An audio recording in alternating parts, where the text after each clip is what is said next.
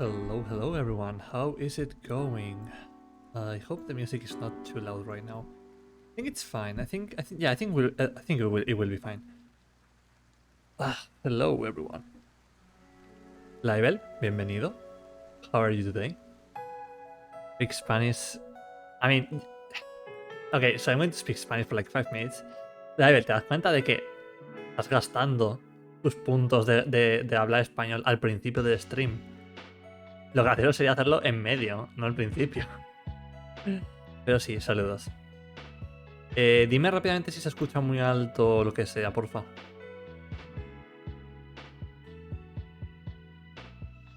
Ah, Joder, tengo que seguir con Iruma, tío. Está muy bien.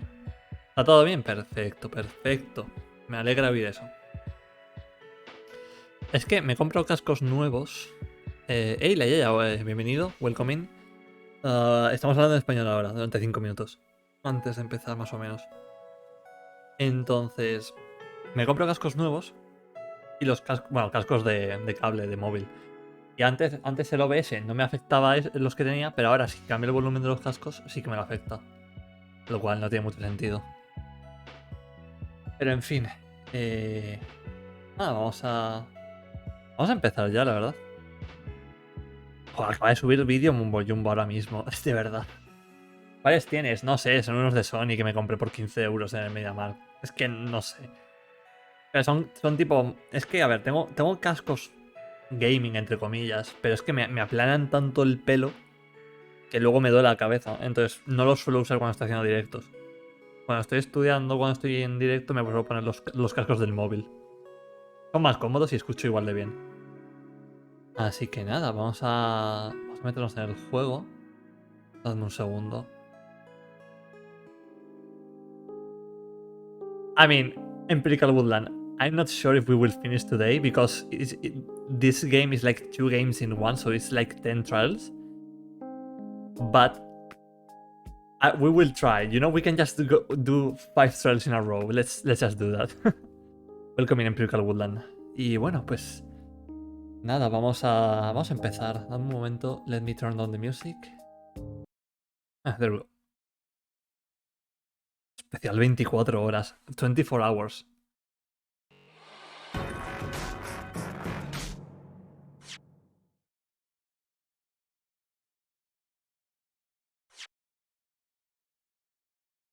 We believe.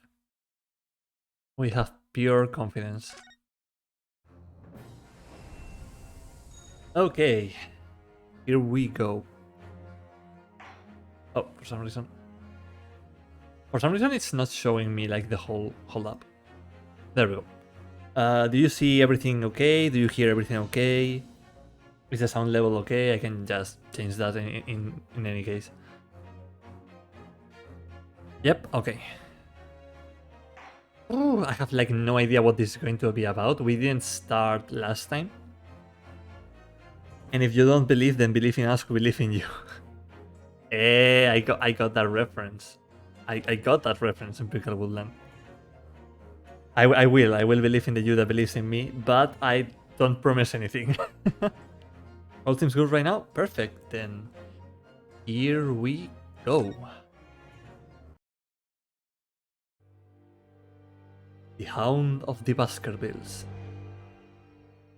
The adventure of the unspeakable story. It's coming! Sholmes's cry pierced through the thick wall of fog around us. Wisps of vapor flowed over the pistol as I cocked it, and I waited, breathlessly, in the stillness. The silence lasted for what seemed an eternity, until, at last, it appeared. From the shadows of the cloud, an enormous beast sprang out upon us. A hound it was, but not such a hound as any mortal has ever seen. Its eyes glowed with a smoldering glare. The whole of its ox-sized body was outlined in white-hot flames.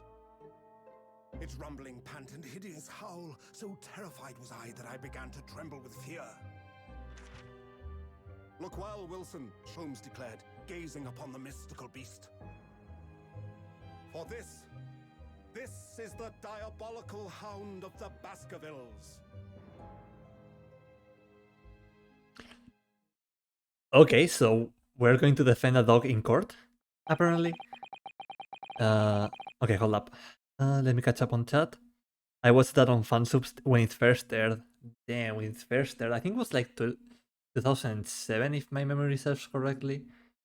I watched it on, yeah, fansubs, but it was around 2016 for me, or 2015. And it impacted me so hard that it's now my image online, so take what you will of that. But I really like Gurren Lagann. It's like, it has its flaws, but it's really close to my heart.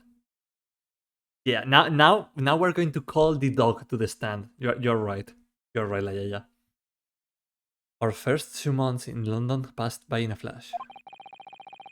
In that disconcerting courtroom experience, we were first thrown into on the day we arrived in the country. And in Soseki-san's terrible ordeal that had followed closely behind, we had emerged victorious. However, there then came an abrupt end to our opportunities to appear in court. Hydrate now. Thank you so much, Blue Parrot. And welcome in. Oh, speaking of parrots, welcome in, Blue Parrot. I was at the university when Tengen Toppa Gurren Lagann first aired. Yeah, that's fair. I mean, time is a thing that goes on. It just keeps going. We cannot stop it. Yeah, it's lawyer time. That's my favorite phrase in all of Ace Attorney. When Phoenix Wright looks at the camera and says, "It's lawyering time." There then came an abrupt end to our opportunities to appear in court. Which was hardly surprising, of course, since I was nothing more than an amateur, an unknown student of law from a faraway land. So life in our little office was very quiet. That is, until it was shattered one day by that faithful Telegram. Telegram, the great application for messages that outshines WhatsApp in every way. 15th of April, 9:13 a.m. Naruhodo's legal consultancy. Oh, that's so... He's come so far. He has his own legal consultancy agency now. I mean, it's on the attic of Sean's house, but it's perfectly fine. He's come so far. Yeah, aka the attic, exactly. Oh, someone's calling at the door. That morning, I was woken by the unreserved knocking on the door by the telegram boy. But after he'd gone, Sato-san's behavior became very obviously strange. Susato-san? Susato jumpscare. Yes. Is it time to leave for court already? Let me see. What case is it today? I don't think I'm scheduled to defend anyone at the moment, am I? Oh, no, of course not. How silly of me. But I think Iris said that she would make us breakfast this morning. So, shall we go down to Mr. Sean's suit? Yes. Iris makes the most delicious breakfast food. She does, doesn't she? I think Susato is just eager to get a case. And once our bellies are full, we can leave for court in fighting fit form. Hold up, let me do something real quick.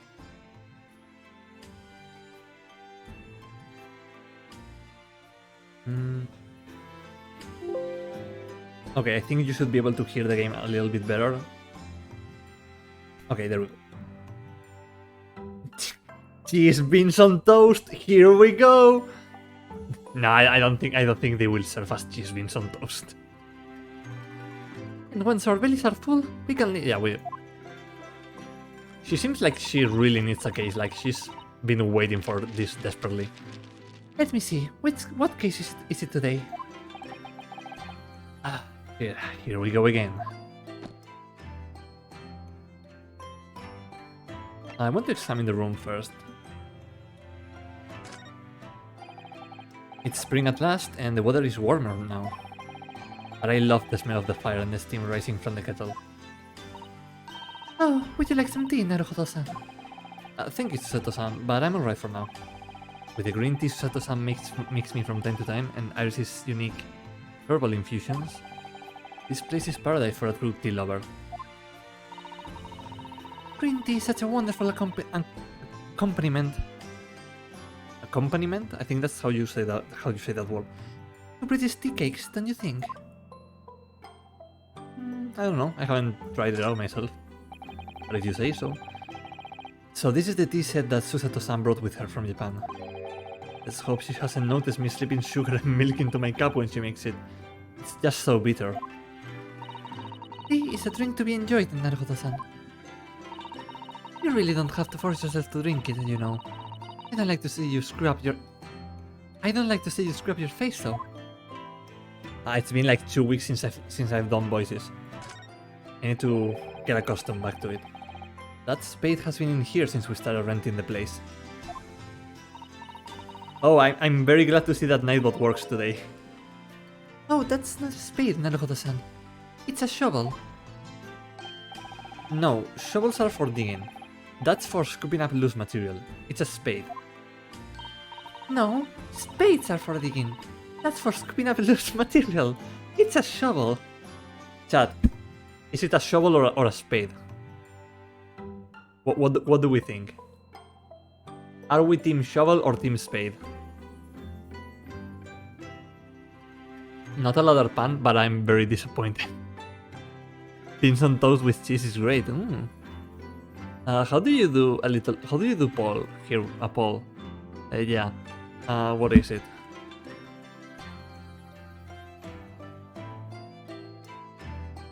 Okay, so Susato is saying there is a shovel.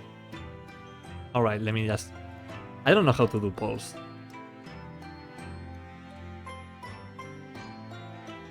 And the shovel.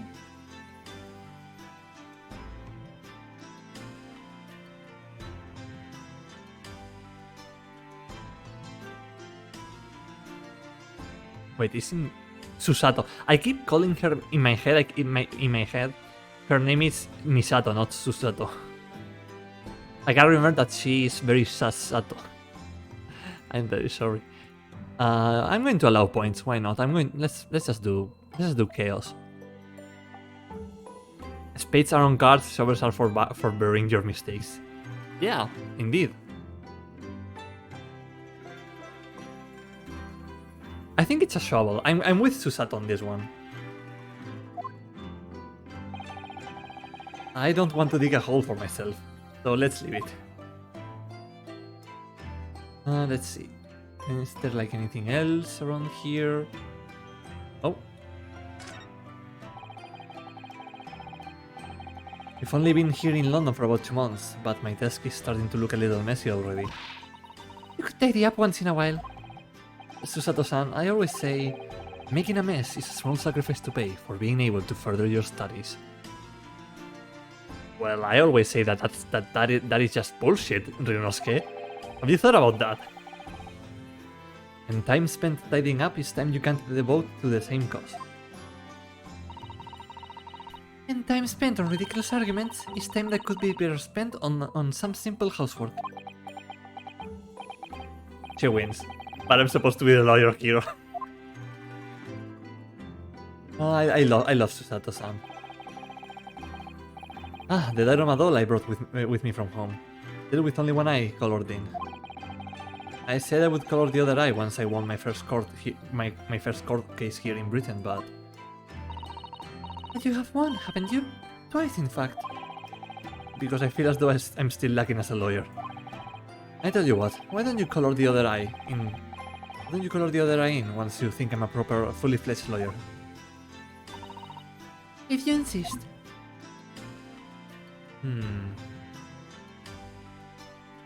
Okay, I think the poll should be done by now. So 50-50. Damn.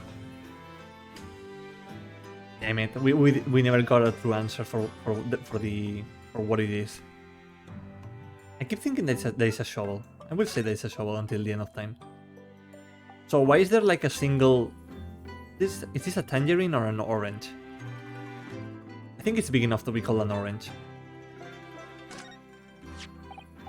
Ah, this must be the telegram. Let's see. Ah! No, you mustn't look at that. Not under any circumstances. Alright, I won't. I'm sorry, Naruhodo-san, but you can be very mischievous at times. Put the telegram away if you don't want people looking at it. Ay, Susato-san. Let's see. We were rather lucky to find that old aquarium left behind here. The prawns we put in there are doing rather well, and the anemones too. Anemones? Anemones? Anemones? Anemonas. It's a wonderful invention, isn't it? The sea behind glass inside your room. Another example of Great Britain's greatness. I mean, it's just a box made of glass, but yeah, sure. Coming to clean it out and change the water isn't so great though, is it? Do you know, I've never seen inside your room there, Susato-san. Never even peeped inside. I should think so too. A young maiden's private chamber is a place of bittersweet secrets, you know. Whatever you say, young maiden. Anemones. Anemones? Yeah, that sounds about right. I think we've seen everything. Alright. The telegram. So, what was it about? The telegram that was delivered this morning, I mean. Oh, a telegram. I don't know what you're talking about. Susato, it's like right there. Sorry, but you're not going to get away with that. Well, I didn't think I would. Actually, don't give it a moment's thought. It's nothing interesting. Boring, in fact.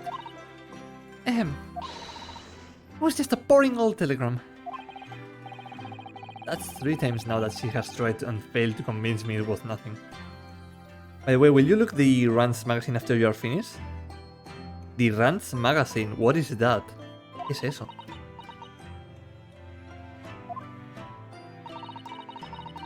I promise that I will tell you about it at some point.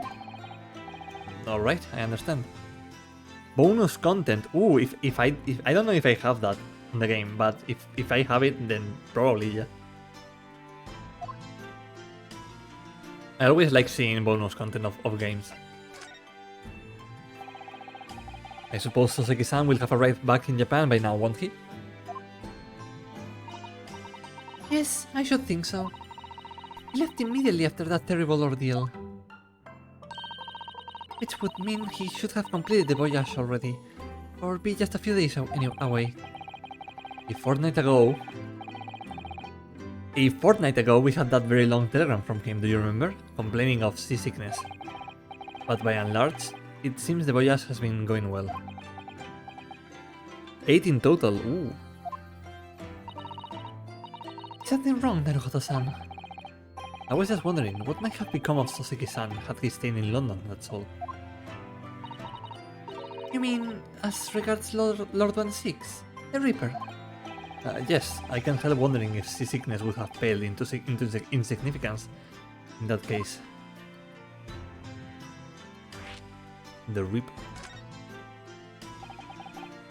What is it they say? That no one who stands in the dock can be saved from the Reaper, right? Like the way that nightmarish trial ended on the very day we arrived in London. Even 2 months on, the cause of that dreadful fire is still a mystery. Yes, but at least Soseki-san is safely out of the country now. Presumably that means that the curse of the Reaper can only take effect within the confines of the city of London, perhaps. Even if that's the case, it's little comfort. I have a terrible sense of foreboding. If the legend of the Reaper is to be believed, it would mean he wields the sword of justice himself. Come to think of it, I wonder what he's been up to this past 2 months. Surely not wielding that sword against more acquitted defendants. No, I don't think so. Apparently, Lord Van Six hasn't appeared in court once since our last encounter. Oh? Yes, since Saseki-san's trial. He's withdrawn from judicial service again, it seems. Really? Like before. He wasn't seen in court at all for several years. So it's just between me who's had to face him in his recent spate of trials then. Oh, just my luck. I wonder if luck doesn't come into it. Sorry? What was that? Oh, nothing. Never mind. So I guess we go down. Wait, let's see if we have like anything on the core record. Oh yeah, the armband. Kazuma. I miss Kazuma. He didn't deserve to die. Do you remember Kazuma? Means a great deal to me, you know. But you cherish his armband so, and wear it each time you appear in court. Well, it's very important to me. It was shows that I'm a lawyer. And whenever I wear it, I feel as though it gives me strength, Kazuma. Our first boyfriend. What do you mean our first boyfriend? No. Don't say that, Rupar. That only makes me sad. I absolutely can't be without it. Especially when I'm at a critical point in a trial. Oh yeah, we also have this huge sword. But yeah, no, it's the armband that's important. But just the other day I noticed you wearing it when we went to visit that park. Sometimes I forget to take it off. Okay, let's go down for breakfast.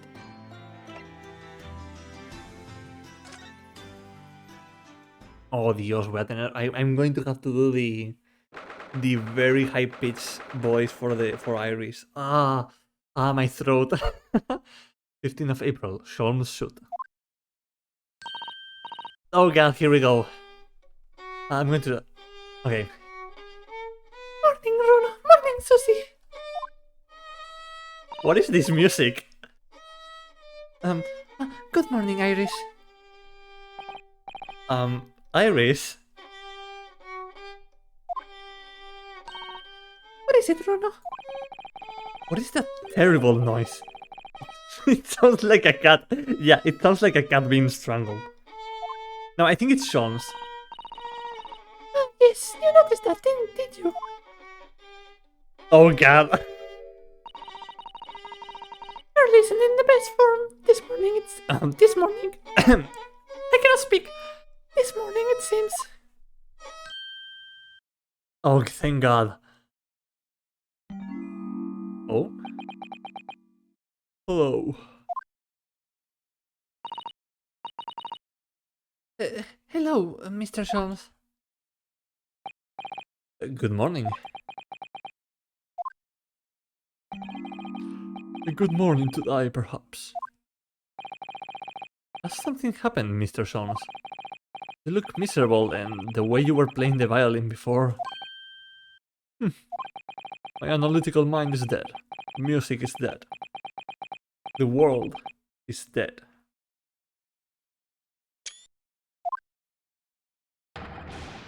He ran out of cocaine. Damn this blunt existence. It's going through Mona. That's all it is, my dear fellow. Nothing of consequence. I'm afraid I don't understand. Well, Iris, isn't it time we ate? Some dry toast and insipid coffee for me, if it's not too much. ¿Cómo? ¿Gato? ¿Neko? ¡Vamos! Gatito! Little cat. Oh look, it's Wagahai. Wagahai. Good morning, boy. Oh, he has a little bow tie. Oh, that's adorable. Oh, I love... Oh, gatito. It's literally gatito. And he can't make any more cocaine. They got his dealer. And we will defend the dealer in this case. Yeah, it's Natsume's little cat. Yeah. That must be some sort of tiny door for cats to use.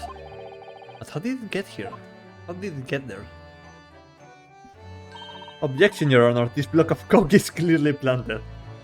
Well then, everyone, time for breakfast. Should I give Iris the thickest British voice, the accent that I can think of? Should I do that? Is that very would that be very insensitive? Oh, wonderful. Let me help you, Iris. Ugh. It would indeed be a fine day to die. Charms! Ah, I knew something looked different.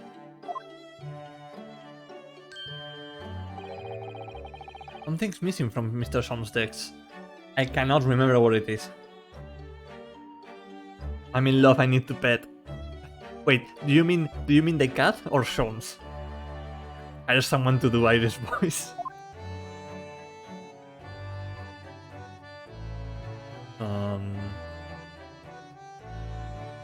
Let's examine because I don't remember.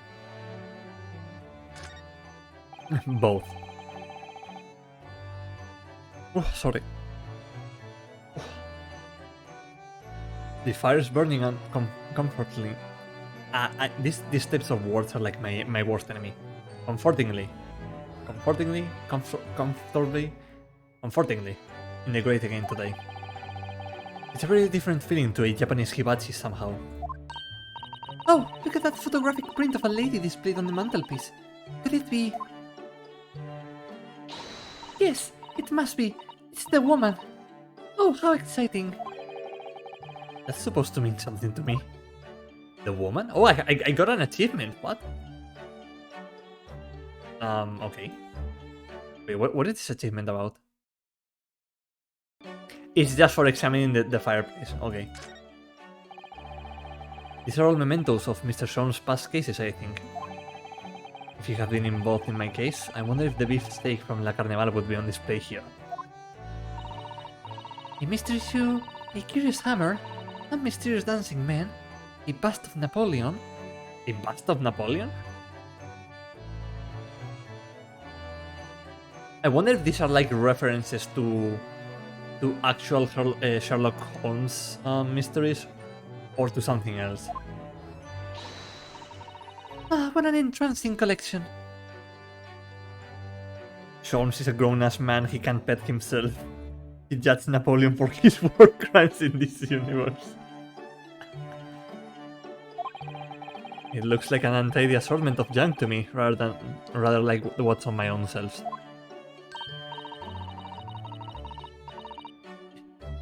Rionosuke is like, show me these two pictures. One, a bunch of very cool and exotic items. Two, literal trash. They're the same picture. Oh, hold up, I need to take my coat off. It's too hot in here. Oh, there we go. Oh, mucho mejor. Much better. Well, you really ought to learn to keep your things in order, Mr. Naruhodo. No favoritism there at all. Nope. Okay, let's see. No, physics, no. This is where Iris notes down ideas, isn't it? Let's see, what does it say today? Ah, the Boscombe Valley Mystery. You know, I think the worst part is that I can actually recognize this diagram. That's the worst part for me. Oh, how intriguing. Naruhodo, as a crow, I respect... Wait, you're a crow? I thought you were a parrot. I respectfully disagree with your opinion on Sean's trinkets, and I'm going to break your legs. Watch out, Rionosuke. You need to change your name to Blue Crow now. Oh, how intriguing. It must be the title of Iris's latest work. Oh my, I wonder what fantastic tale awaits us. Totosan looks like an angel, but I bet she's dreaming of the most unsavory crime you could imagine. So, an angel of death? Iris's beautiful tea set is there on the table as usual. A cup of one of her special herbal blends always helps me to relax when I'm feeling the strain. Physics, no. That's how I react to physics too. I mean, fair, but it is worse for me. I'm literally studying physics on my own volition. Like, wait, is that how you say that word? I don't know. That's how you say that. Anyways, I'm studying physics and I still say physics no. It's a thing. I've been traumatized. A cup of one of... Yeah, okay, we already said this. The English pastime of tea has many similarities with our own tea ceremony customs, don't you think? It said I hate myself. Yeah, basically. I was so young and innocent when I first applied into physics. But I got to meet Blue Parrot because of it, so that's something good. It's the idea of hospitality behind it. That's the essence of tea.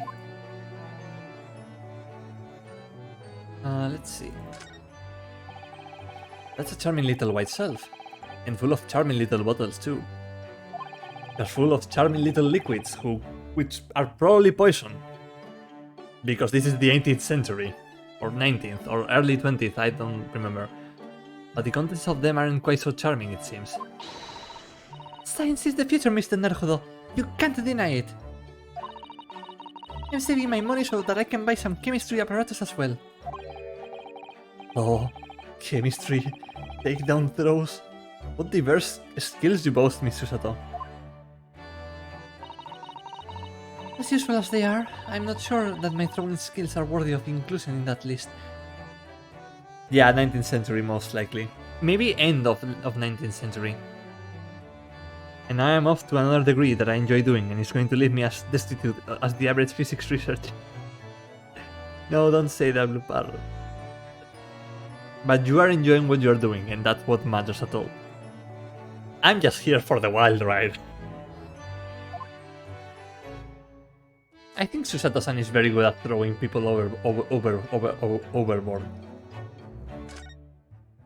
Yeah, we're both going down. We're going to meet in the nearest bridge that we can find, and we're going to be like, hey, I remember you. Probably end. Come to think of it, I haven't seen Iris doing much writing recently. But there is paper already set up in the typewriter. Look, as if she's about to start. That reminds me, when I mentioned that Iris was in the process of writing a full-fledged novel, Mr. Natsume was most impressed. Ah yes, Mr. Natsume. I studied history and politics at university and now I work in a bank, so who knows where you will end up. That's true. Like, it's like life is very complicated and way too messy to just say, oh, we're doing this or we're doing that or we're going bad. That's completely right. Also, doing history and politics, wow, that's like amazing. It must take like a lot of work just to get through that. Arthur Conan Doyle worked around that time and in the start of the 20th. Yeah, that it's what makes most sense, basically. What I will be doing too once I'm back in Japan, he said through tightly clenched fists and teeth. Oh, the game saved on its own. I don't like that. I'm scared. What else are we missing from here? I think that's it from here. Yeah, I think that's it from here.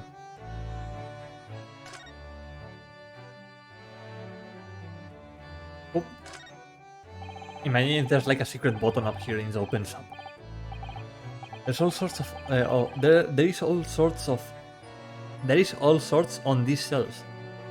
Chemistry apparatus, books, papers, and lots of things I've never seen before.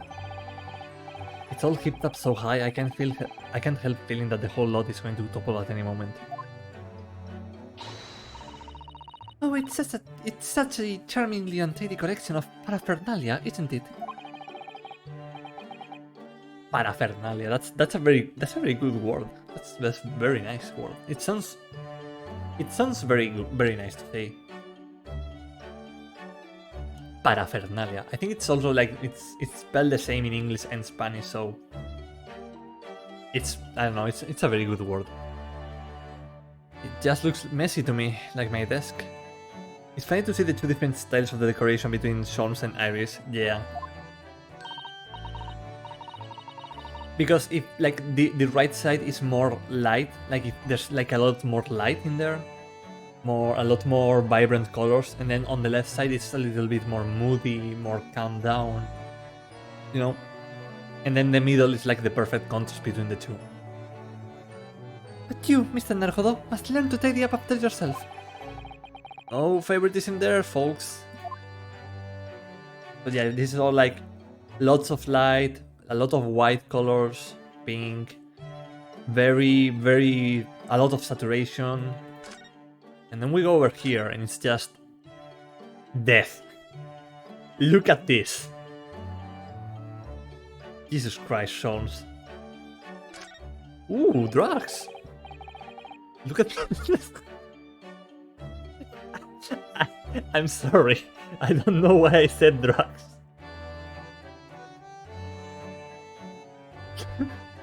I'm very dumb, I'm sorry. Discord Light versus Discord Dark. Absolutely. Look at Mr. Shon's desk. It's completely clear. Isn't that enormous machine usually on it? I never hope to understand what goes on in the great detective's mind, Mr. Naruhodo. Why, next time we're invited, we may find he's bikini the entire suit. That's scarily plausible, actually.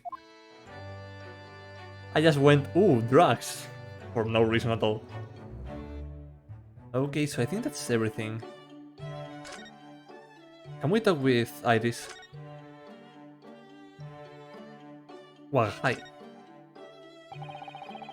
Mr. Natsume's cat seems to have settled into his new home then. It's not so hard he's not at his document scene. He's so ill right now. Oh yes, and I've become very attached to the little boy. Would appear his previous owners completely forgotten to him. Cats are unfeeling creatures. Their meows are as empty as the hearts of the muses. I am being. Look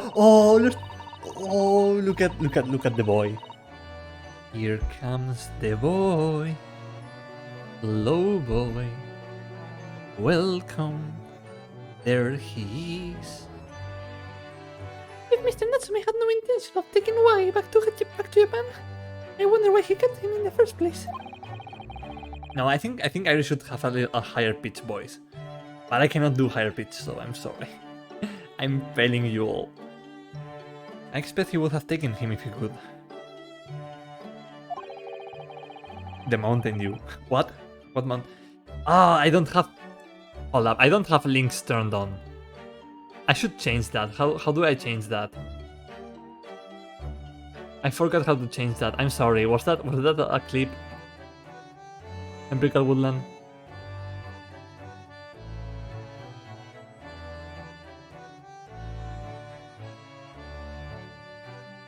It's in the settings. How do I do this?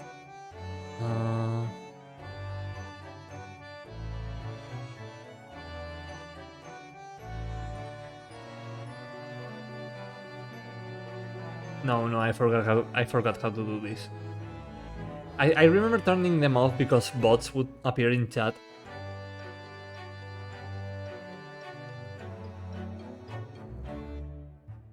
Yeah, just stick it in the Discord and I will probably... Can I send a link? Ooh, Drax! Thank you so much for that clip. Thank you so much for the clip, Empirical Woodland. That's amazing. Ooh, Drax! But pets are strictly forbidden aboard steamships in our experience. And for good reason. Several things can happen if the rules of passage are not obeyed. Well, I don't mind, because Fahey is so adorable. He meowed. Yes, he really is. Oh, yes, what about the door? I don't remember seeing that tiny thing in the main door before. Where did that come from? Oh, you noticed? You are very observant, Bruno. Look, I use this. It's my latest invention. Oh, what is that? That seems like a ghost buster machine. Ghost busting machine, but from the 20th century. I call it the cat flap mat. What? Gosh, a machine for making doors just for cats. It's like she's like Doraemon. She just pulled it out of her, I don't know, one of her pockets or something, and just said, "Nah, this will make a perfectly good door for the cat. It's the perfect size. I don't need to measure it." That's right. You can make a cat flap for a little furry friend with a quaggy in seconds. And it can do it in any door at all, no matter what it's made of. It's very powerful, you see. I wonder if you can do it on a door of metal. Yeah, wouldn't it have been quicker just to make the cat flap rather than making a machine to make the cat flap? Oh, she's mad. Well, yes, maybe, but now I can make cat flaps anywhere I like. Oh, I think it's wonderful. You must make one for us in the door of our office upstairs, Iris. She really knows how to come up with unconventional inventions, this girl.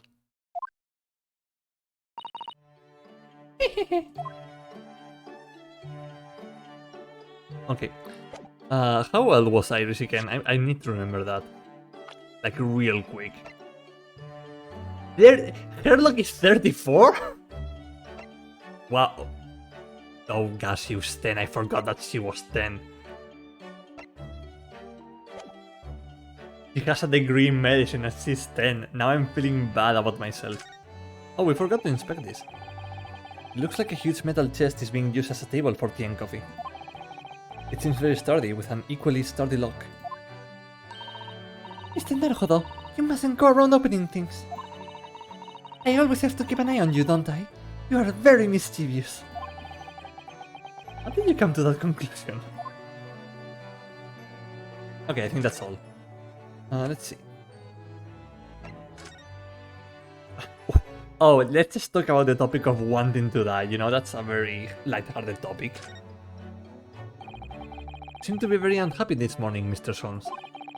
What's happened?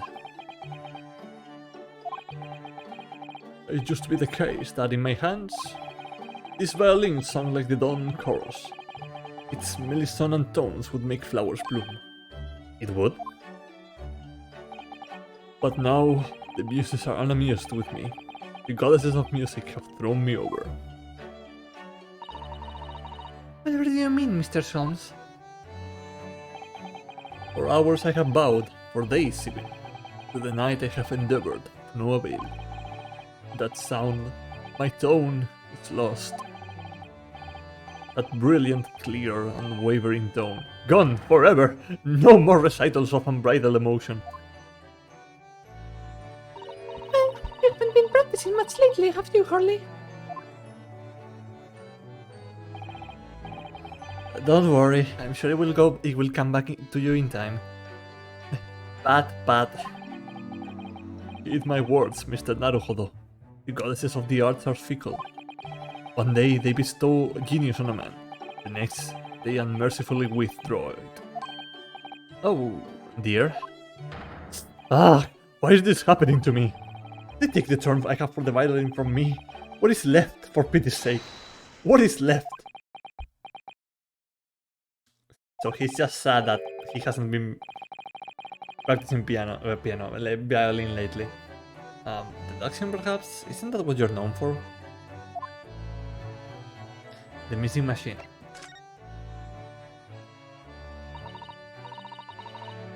Oh, sorry, I need to drink.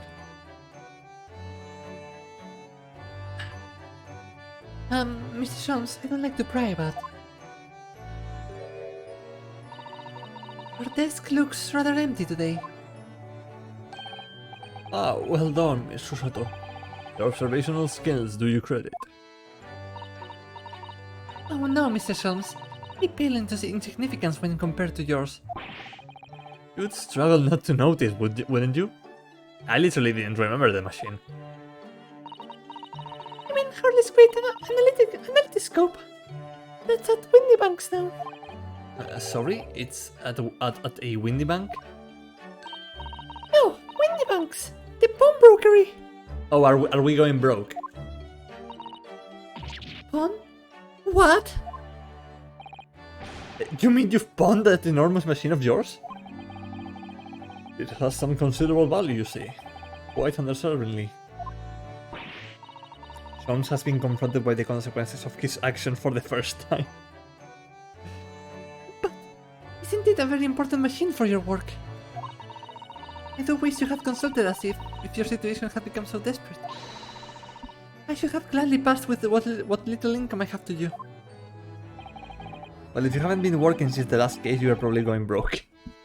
That is true. It's been like 2 months. Dear madam, things are far from desperate. But the pawnbroker has your wonderful machine. How can it be anything but desperate? Making use of a pawnbroker is quite ordinary here in London, I assure you. It is? It doesn't sound ordinary at all.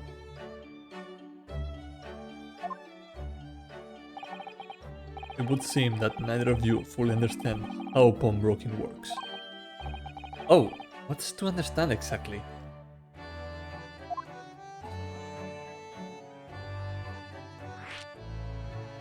How doing economics works, please. Thank you. What do you mean when you said we didn't fully understand how pawnbroking works? To the people of London, pawnbrokeries are akin to banks. Oh, mate. Banks? On Mondays, merchants relinquish their finest jackets and trappings to their pawnbroker of choice. With the money they receive in return, they are able to trade happily through the week. And then on Saturdays, they go to recover their things using the money they've earned. I had no idea. This has been a fascinating lesson for us. Everyone does it, you see. Especially people in inner London. And should they have the money to spare, they would purchase another fine jacket. Not to wear, obviously, but to pawn, should the need arise. Oh, how ingenious. And like this, capitalism was born. Oh, whenever we have something that's getting in the way, we leave it at Windy Banks, you see. A pawnbrokery can be thought of as an extremely secure vault. We would have thought that even pawnbrokers are different here in Great Britain. Of course, you have to watch Harley with it. You have to watch Harley with it. And there's the pawns things he really shouldn't.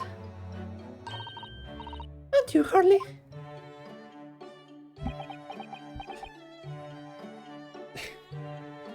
Sholmes tried to have a shark's mentality, but he failed. What does it matter? The world is dead to me now.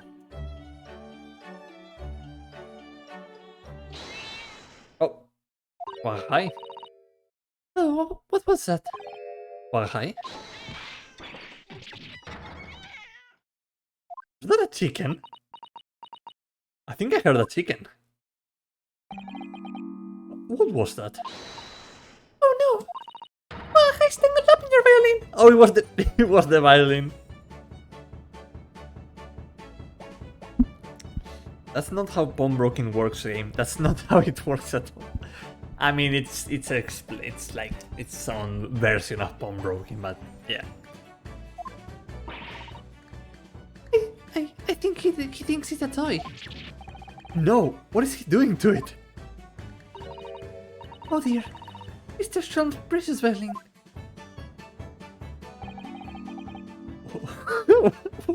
Sholmes, why should I care?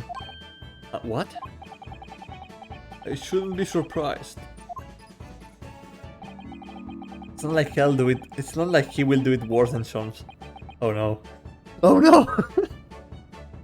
The cat is a more accomplished musician than I know. What is he doing to the violin? I think he's just trying to play with it. Mr. Sholmes really is in poor spirits, isn't he? But anyway, I will put it back where it lives. Shall I, Holly? Out of the cat's reach if possible.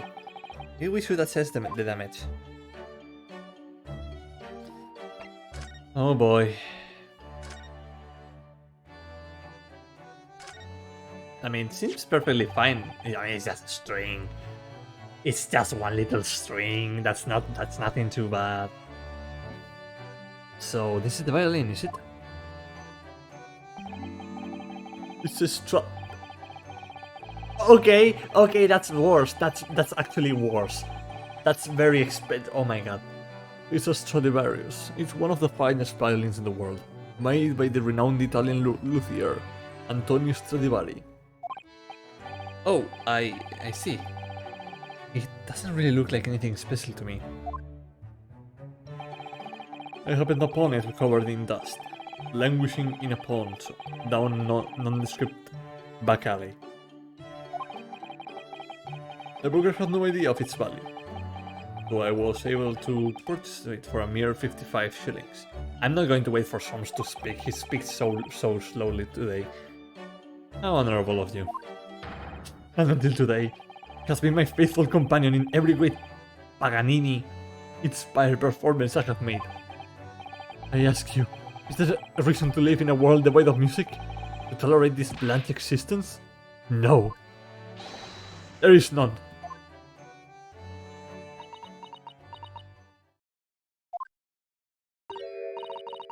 Mr. Sholmes.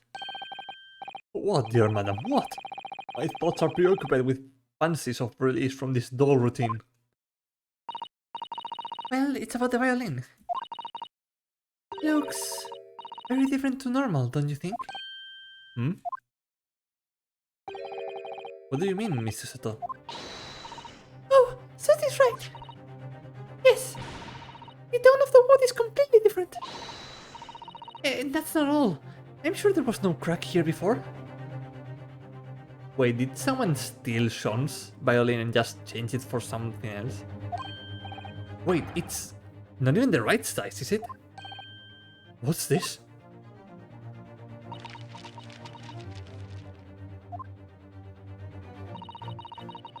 I'm terribly sorry to have to tell you to tell you this, Mr. Sholmes, but that instrument isn't a violin at all.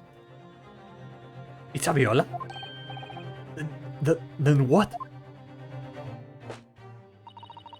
I believe it's an entirely different instrument called a viola. What? What? Oh my god, we killed Sholmes. Sholmes? Oh, Mr. Sholmes, are you right? You're right. You're quite right. This isn't my faithful Stradivarius. So what, pray, is this piece of string flotsam? Not your faithful performing partner, then. What a himbo, he didn't recognize it. He plays it every day, doesn't recognize his own instrument. I see what must have happened. You do, Iris? This is just a simple mix-up. It sounds like Iris might be able to tell us exactly what's happened if we ask her. Oh god, Iris' theme song.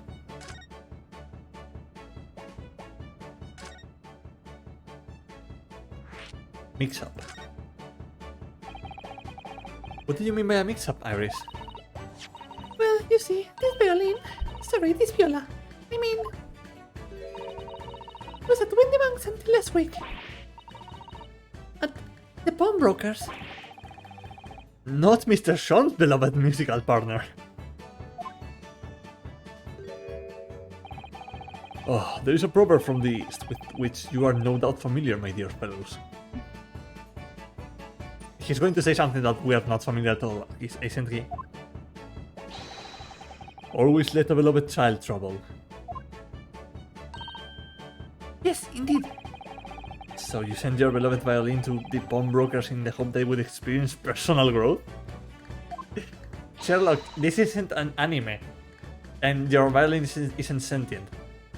Oh, what a wonderful idea. Last week I pawned my great analytoscope in order to release my precious instrument. But it would appear Mr. Windybank mistakenly furnished me with this tawdry fiddle instead. But my ears cannot be deceived by the hollow timbre of this piece of timber. Timber. That's a good one. No, but your every sense was deceived by the fact that it just had string. He's such a himbo.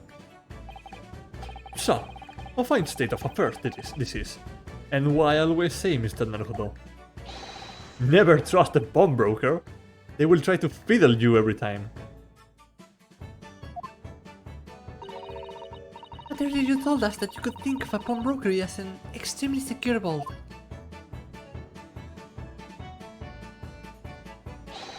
Come, Mr. Naruto. Dilly-dallying will get you nowhere. Sorry? Crunching your toast with that bacon aspect, pressing your coffee so obtusely. Are you not a little embarrassed by your own conduct, considering the urgency with which we are faced? Are we supposed to do something? Oh my god, I literally just got a notification from an ASMR channel that I follow, and they are doing a pawnbroker roleplay. What are the chances of that? We're literally talking about pawnbrokers right now. That's perfect timing. We must visit Mr. Windybank's broker at once. That's right, isn't it, Mr. Solms? Precisely, Miss Susato. Without a moment's delay. But I haven't finished my bacon and eggs. My dear fellow, surely you do not still intend to crunch your bacon with an increasingly bacon aspect, to fresh your eggs even more obtusely. Alright, say no more. Let's go then. Don't worry, Rono. I'll be happy to heat it up for you again later. Oh, thank you, Iris. As it happens, I am rather curious to see what a British pawnbrokers looks like. Need anything?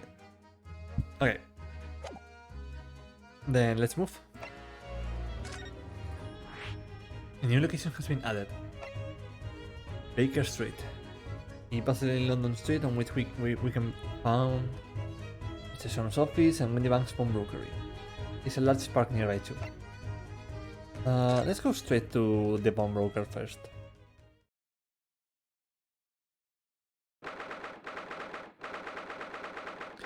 "15th of April, Windybank's pawnbrokery.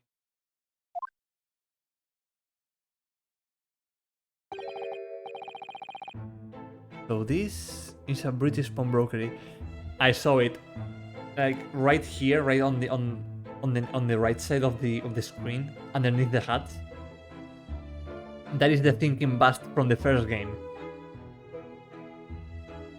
That's perfect. I love that. Perfect. So this is a British pawnbrokery. Oh my, there are all sorts of tools and contraptions in here that I've never laid eyes on before. Ah, Susato-san. That spark of wonder in your eyes. You can't wait to scour the shelves, can you? I get the impression you enjoy places like this. Oh yes, I don't know why, but I've seen such a lot of things I don't understand. It's a real thrill for me. My dear fellows, let us not forget why we're here. Oh, Mr. Jones. We are calling on matters of business, not pleasure. Sean, please stop hitting my judicial assistant. He has done nothing wrong. And clearly Mr. Sean means business too, judging from the spark of fury in his eyes. What voice do I give him? Ah, Mr. Sean, sir, welcome back. Do you hear that brazen welcome? Well, yes, we are potential customers after all. We are disgruntled customers, Mr. Naruto. It's time to inform Mr. Windybank of our ire. Come, the fight is afoot. Okay, hold up, I'm going to examine first. What are you doing, my dear fellows? We're not here to browse for interesting curios. We have come to teach this broker a lesson. No, but there are just so many fascinating items. It looks as though we'll have to talk to Mr. Windybank first before you can explore in here, Mr. Soto. Alright. Violin. Naturally, you will recall this, which I retrieved from you some days ago. Yes? This second-rate fiddle is not my faithful instrument, Mr. Windybank. The color of the wood is different. It has holes in it. It's not even the same size. A wonderful summary of our observations, Mr. Sholmes. I'm so very sorry, sir. How utterly unforgivable of me. An inexcusable mistake for a bomb broker. There's only one way to make amends. What? Sir? Sir, please? Please, put the gun down. Sir? Sir? Sir? Are we going to... sir, please? I shall have to take my own life. Jones is perfectly fine with this. I don't think that will be necessary, do you? No, Leia, no. If I may just say one thing before I pop off. Yes? It was you, sir, Mr. Shams, who took it upon himself to remove the item the other day, I believe. Sorry? As I recall, I entered the storeroom to fetch your violin when I heard... Ah, here it is. You did? When I tried to controvert you, you have taken the viola and left, sir. Sholmes! However, there can be no doubt that the blame lays firmly at my own door for allowing you to leave. So I shall not grumble or grouse any longer. May this guilt die with me. No, stop, my dear fellow. The fault is mine.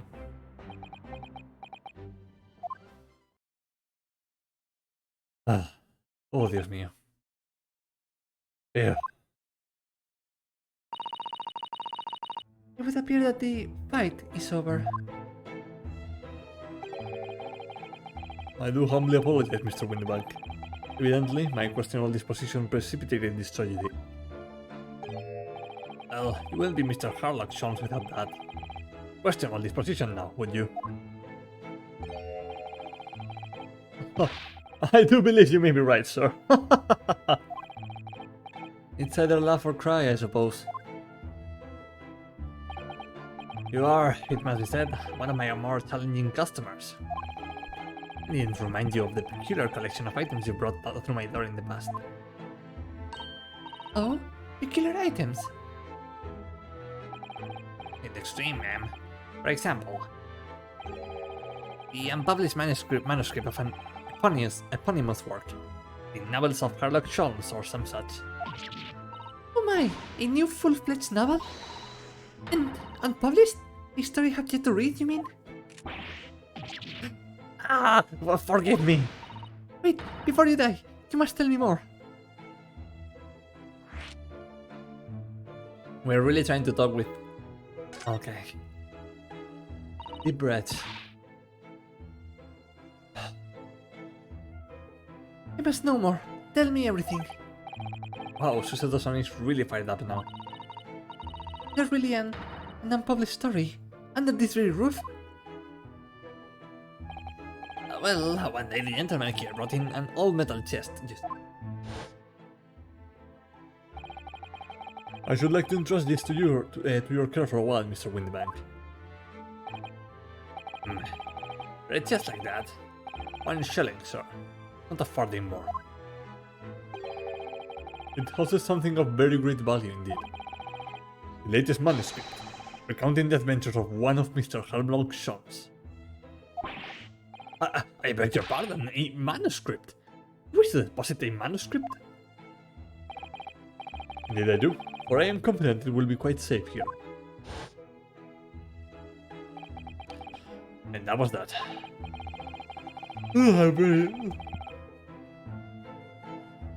Sorry everyone, I'm a bit sleepy. As said, Mr. Sholmes' latest tale of otherworldly mystery lies dormant in my storeroom. Mr. Sholmes, is that really true?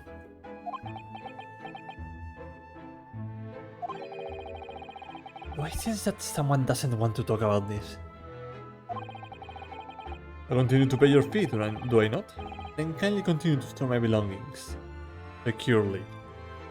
And then Sean just puts out a gun and just points it at him, at Windybank. But he doesn't really need to do that because Windybank is already doing that. Sir, please lower the gun, I'm begging you.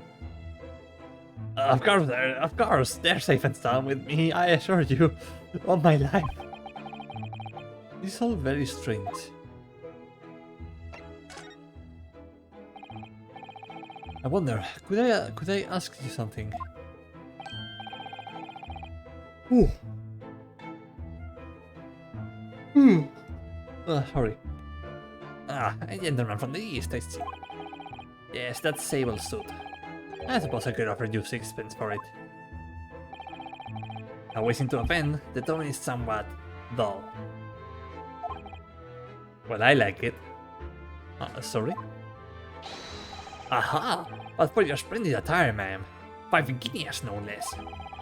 The colors are exquisite, the design exotic. Eastern artistry at its finest, may I say. Oh my, 5 guineas, you say? How interesting. Why do I feel as though I've suffered some sort of defeat here? Actually, I was hoping to ask you more about your business. I've heard it said that pawnbrokeries are used rather like banks here in London. Yes, sir, indeed. Many of my customers utilize the establishment as you described. I appraise their items and offer them a proportionate loan and 2 months of secure storage. And if in that time they repay the original sum to me, plus the agreed interest, their items are happily returned. But what happens if they don't pay you with the money? And the items are offered for sale in my shop, as you can see on the shelves behind me. But you never sell items before the 2 months has passed then. That's right, ma'am, that's right. It means some considerable responsibility rests on my shoulders. Should a customer's precious belongings be lost, the only recompense for me is to end it all. The very idea, Mr. Windybank, is an absurdity. One should never talk of one's demise so casually. Says the man who was telling us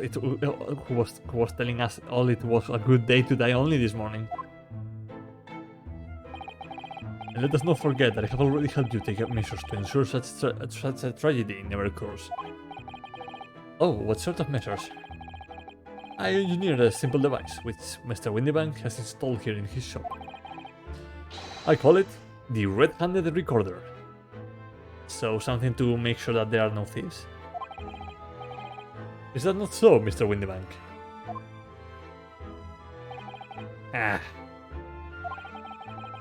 What's that tip say about? Before I continue speaking with him, I'm going to try and examine again.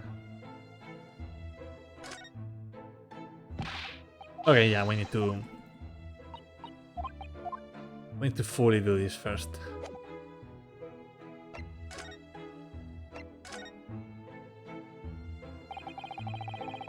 Oh, sorry. I'm very sleepy. What on earth is a red-handed recorder? Use your eyes, my dear friend. There are two just below the ceiling.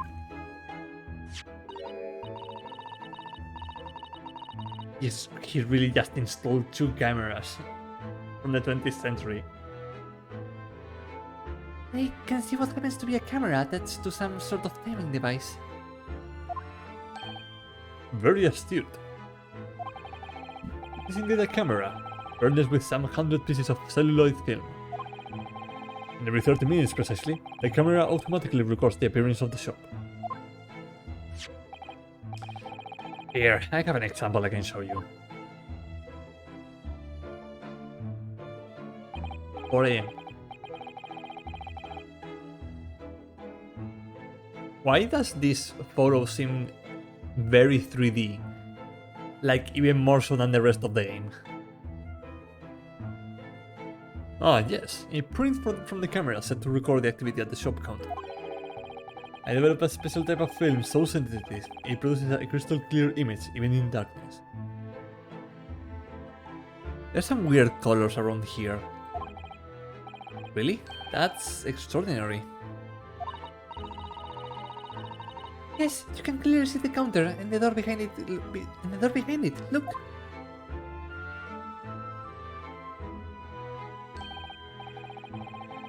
So you see, were someone to enter the premises with ill intent, the identity would be summarily exposed. But you don't say that the photographic prints were taken at 30-minute intervals. Indeed, as you say, my dear madam. Then what if the incident were to occur in between times? One could only say that would be a cruel twist of fate. I mean, it's best to have that instead of nothing, but you know. Meh. I must confess, your devices have been giving me some cause for distress of late. I beg your pardon, Mr. Windybank. Surely they are anything but distressing. Reassuring is the word. It's the cost of the film, sir. You most graciously placed not one, but 2 cameras in my shop after all. Windybank is getting murdered. No! Please no. It means I must pay for neon on 100 utterly useless prints every single day.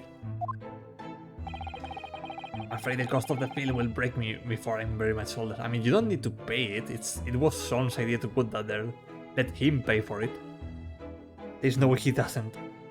I mean, maybe it's a different crime. Maybe someone else tries to steal something and then he dies because of something. I don't know.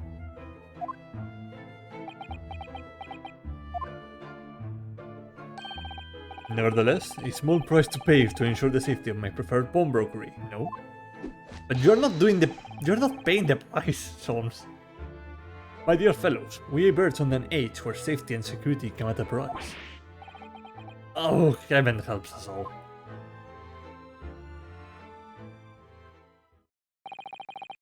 Now then, Mr. Solms, allow me to return your precious violin. See, that's more likely. Oh, the very thing. Thank you, Mr. Windybank. Perhaps this might mark the end of the peculiar items you tried to bob, hmm? Because if anything were to happen to one of them, this would be the only answer. Poor fella. We'll use this stupid camera capture time in court. Yeah, it's bound to happen. Like, they don't show you this and then not use it on court. Oh, it's so teeny tiny. It has small little sprite. I really think you ought to stop waving that gun around. Someone could get hurt. Fear not. Sorry? I've only loaded a single bullet, so no one but myself could possibly be harmed. That's not really what I meant. And that is also going to probably be another important detail later on. Oh, the gun was only loaded with 1 bullet, and then it was later loaded with 2 or something like that. Good day to you then, Mr. Windybank. It's been a pleasure as always, Mr. Solms. Someone is going to get hurt today, because this is an Ace Attorney game. So, Mr. Naruhodo, now we can explore at last. Finally. Jesus Christ. Let's see. What an assortment of things there are on these shelves here. Crockery, footwear, clocks, and watches. Almost anything you care to imagine. Those are forfeited items, offered for sale by the pawnbroker. What does that really mean, though? When you pawn, or colloquially,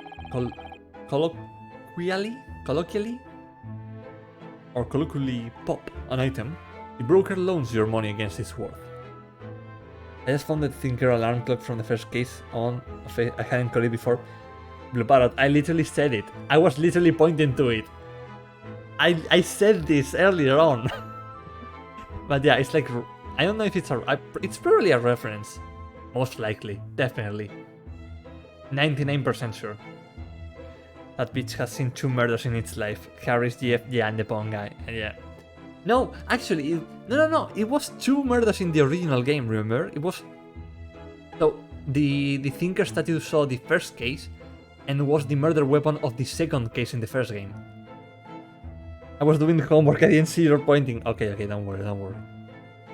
So it's going to witness a 3rd crime if someone dies here today. When you pawn, or correctly pop, an item, the broker loans your money against its worth. He stores the item for an agreed period of time, after which the loan must be repaid. If not, he is free to display it in his shop for sale, at the price of his choosing. That alarm clock is very cursed. I mean, this one is probably just a statue, because I doubt that there were alarm clocks that small and digital back in this age. Oh yes, now you've explained it, I'm noticing little price tags on everything.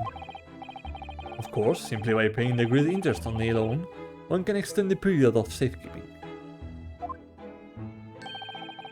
So you may pawn that black garb of yours without fear, my dear fellow. My treasured university uniform? Never!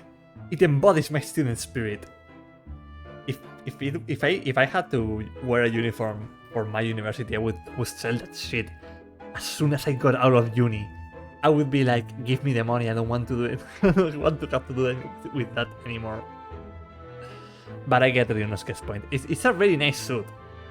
It's like, I wish I had that suit in real life. Shame that they didn't point out the Thinker statue. Oh well. Look at this. What could this lovely big shiny box be? Ah, that, my dear madam, is a music box. Surely you have such things in your own country. Oh my, yes, but I've certainly never seen one so large before. So will listen a while. Please do not play El Toreador. Por favor. That's all I'm begging of you. Okay, it's not doing the Five Nights at Freddy's music, thank you. What a sublime sound. Please play 1d6. Please play Gangnam Style. It's like the music of angels. Never heard anything like it before in my life. This particular specimen is of the larger variety, commonly found in public houses and restaurants. There is a metal disc inside on which the notes to be played are recorded. Simply by replacing the disc with another, any music you care to imagine can be played. My goodness, what a simply delightful machine. Indeed, though their popularity has waned recently with the development of the gramophone, of course. Science and technology advance at such an overwhelming pace. It's going to get a lot faster and a lot worse in the upcoming years, Susato-san. I believe me. Oh, it's worse. It's so much worse. I'm trying to see if there's like a Professor Layton hat. Look, it's here! It's Professor Layton's hat! It's right here, from the crossover. And that crossover really changed Ace Attorney forever. Like, this game is very heavily inspired on Professor Layton as a saga, because we're in London. It has the same system of witnesses as that game. It really was a turning point for both sagas. Professor Layton went bankrupt, sadly, but Ace Attorney at least got some nice games. It was a very nice crossover. I really liked that one. Yeah, the hat is right here. I was trying to look for it, and I was very glad to see that it's here. Let's see. There seems to be a little door hidden behind that curtain there. That leads to the storage room, where Mr. Windybank keeps articles that are currently in pawn. I see. There's nothing of particular interest inside. I certainly wouldn't recommend any larcenous activity. Recommended or not, it's not something I tend to do. There is but one key, and Mr. Windybank keeps it in his pocket at all times. I mean, yeah, but you can just buy an axe and break it down. Before he sleeps, he places into a small pot, which he slides under his pillow. How on earth do you know about that, Mr. Sholmes? I'm a detective, sir. It is my business to know what others do not. I think that's a little too intimate for you to know. I would love to visit a pawn shop in our city. I mean, if you want to go, we can go together. You just have to say. If I am free, that is as well. I am frequently assailed by information that I neither care for nor wish to retain. This is literally me. Every time I go on Twitter, I am frequently assailed by information that I neither care for nor wish to retain. And then I just have to press, I don't want to see this. Mr. Sholmes, you are a wonder. And the prime suspect is the pawnbroker is ever burgled.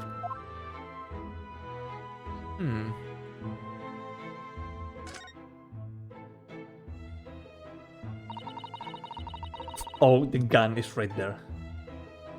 Look at that enormous ledger open on the counter there. Mr. Windybank is, if nothing else, very particular about recording the items he accepts. No, sorry. He would have to be, otherwise he would get himself into all sorts of trouble. It might explain the thing that catches my eye far more than the ledger. Gun. This revolver here. Do not entertain even a single thought of pilfering an articled herring, my dear fellow. I assure you, Mr. Windybank would not hesitate to draw that weapon with a speed belying his portly size. Oh, you don't mean he would... Blow his brains out? Indeed, in recompense for his blunder. Oh my. But in any case, of course we would never do such a thing. Would you even suggest it? I would. Also, there's like a very, very hyper-realistic photo of a dog right here. I wonder why they used a realistic photo and not a drawn dog. Maybe it's one of the developers' dogs or something. I don't know.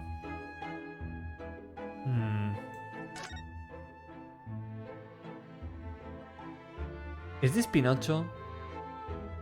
I think it's Pinocho. I want to say that it is. I think we'll have those two things to watch. And the date. Dogo. Perrito canino. Chucho. Este es mierdón. Tiene mucha eficiencia.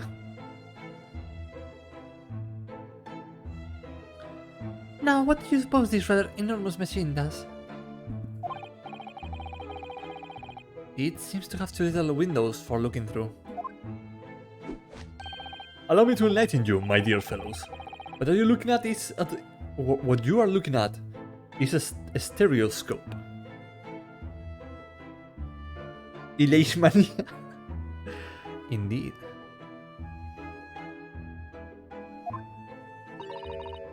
A stereoscope. Fascinating. It is aptly named, I assure you. Look through the eyepieces and see for yourself. No me deja la Leishmania, no te preocupes, Luparro. Oh, I should be delighted to. Excuse me for a moment while I just have a look. Just before you do, there is something I should point out. My dear fellows, I need some cocaine. In order to see the image properly, stereoscopically as it were, you will need to be cross-eyed, like you are when you take a big fat snort of cocaine. However, if that is beyond you, it is of little consequence today. Sorry. Alright then, I'm going to try it.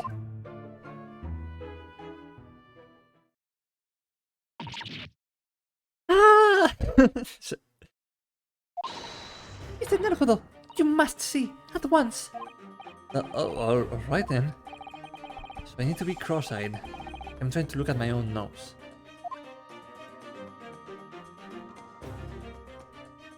You will need to give me cookie. What the? I don't believe it. It's just a photographic print, but it seems like you could reach out and touch it. Oh, I should have crossed my eyes. Damn it, I forgot to do it. Yes, the sense of depth is startling, is it not? Stereoscopes are one of London's many fads. Hopefully it wasn't. Seems like a... Yeah, I think it's one of the Euros. From the first trial we did. Oh shit, I just got it. What did you get? They're often found in little stalls in the park. We'll queue for hours to see them. Why? Why are people meddling with such black magic? Bring the picture back. Okay, I will try to do it as quickly as I can. It is no magic, my madam. It is, well, the power of being cocaine. Far too complicated to explain at present. We should have this lesson. We should save this lesson for another day. We are not yet ready for the secrets of cocaine. Oh.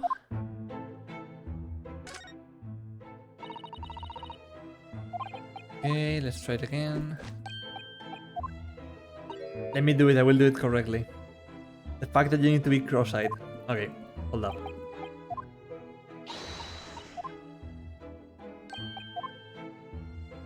I'm going as fast as I can.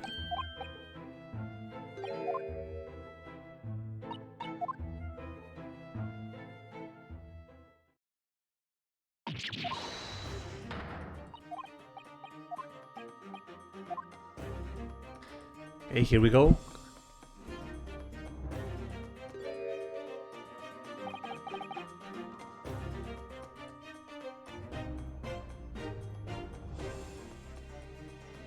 Okay, I cannot do it. I cannot do it, hold up. I need to like remove my glasses and me...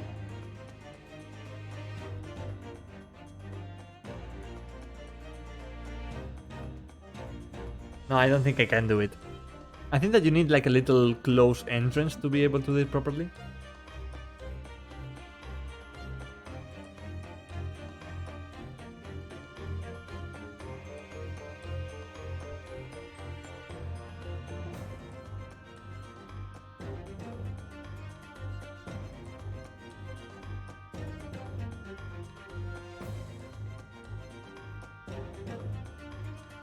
Yeah, she is blurry. I think that you need the... I think that you also need two circle entrances which close your field of vision. I'm trying to do it with my hands. You cannot see my hands, but I'm trying to do it with my hands. It sort of works. Barely though.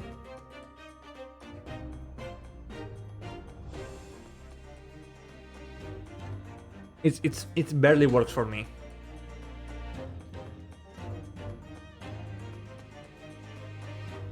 I'm saving this for later.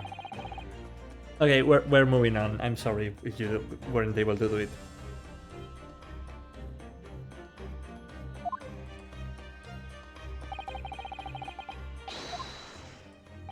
Okay, let's just move on.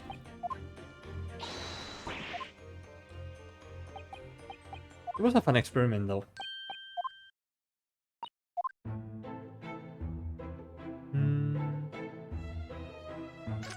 Let's see the calendar. Yep, April 15th. That's not a calendar you could easily miss, is it? 15th of April, today's date. At least we tried it together. Yeah, that's the magic. Yeah, that's not for sale. that's not for sale. It's an Eastern style page a day calendar. Every night at midnight, they're off at the front page to reveal the following day's date. So when he dies, then the calendar will not have changed and that will be proof or something. I know what you're playing, game. I know what you are. Okay, I've played this game before. I know what you're trying to do. The perfect calendar for a throwaway fellow such as yourself, Mr. Windybank.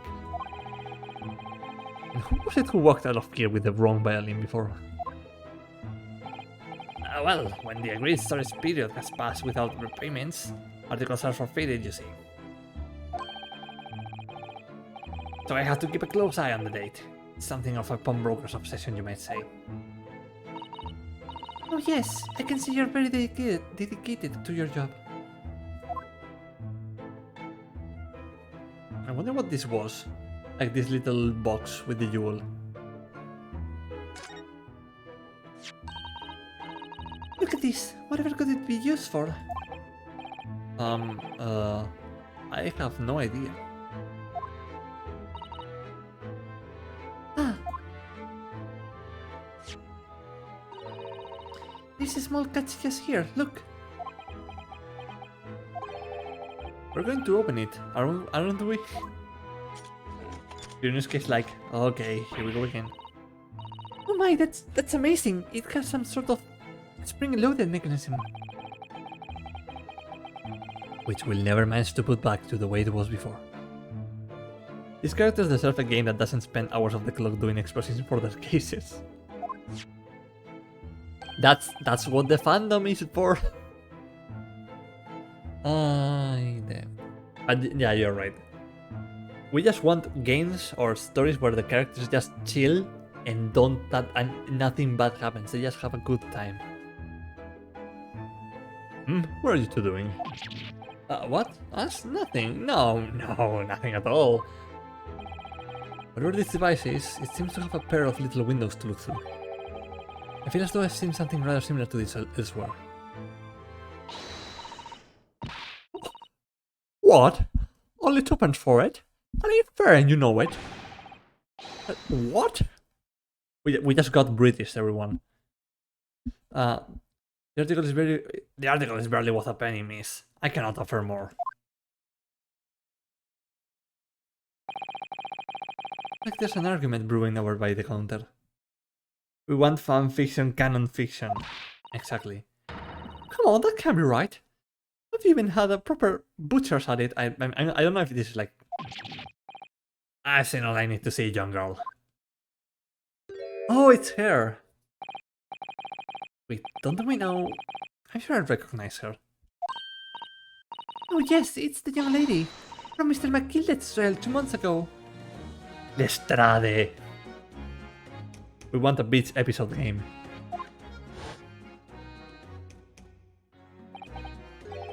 Her name's Kina Lestrade, my lord. I think this is the voice I gave to McGildet. She's a chancer, and star-crossed among large crowds, relieving people of their purses. It's commonly called a pickpocket. Well, mate. Boom!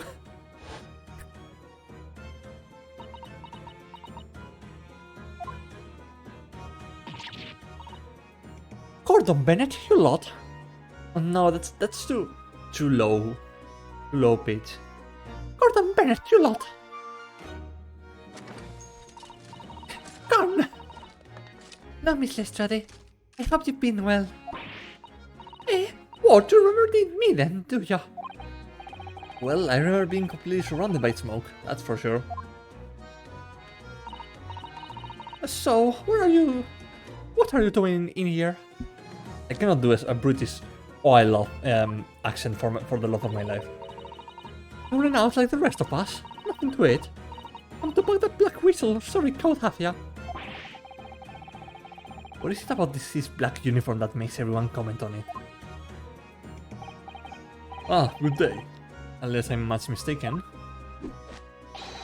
You would be the young pickpocket who stole our experimental smoke grenade launcher.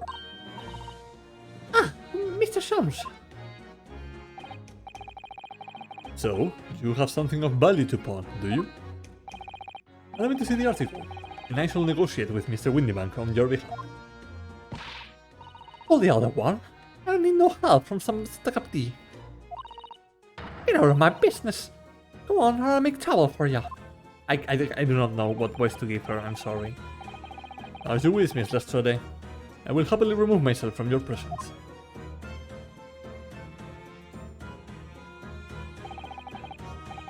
He's really done it.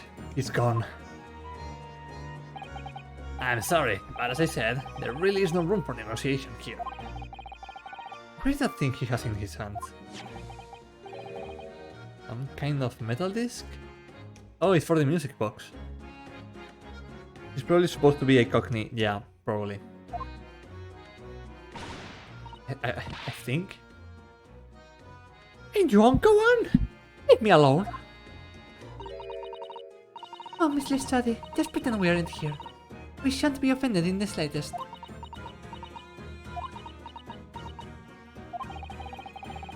This little sun can really stand her ground when she wants to. Whatever.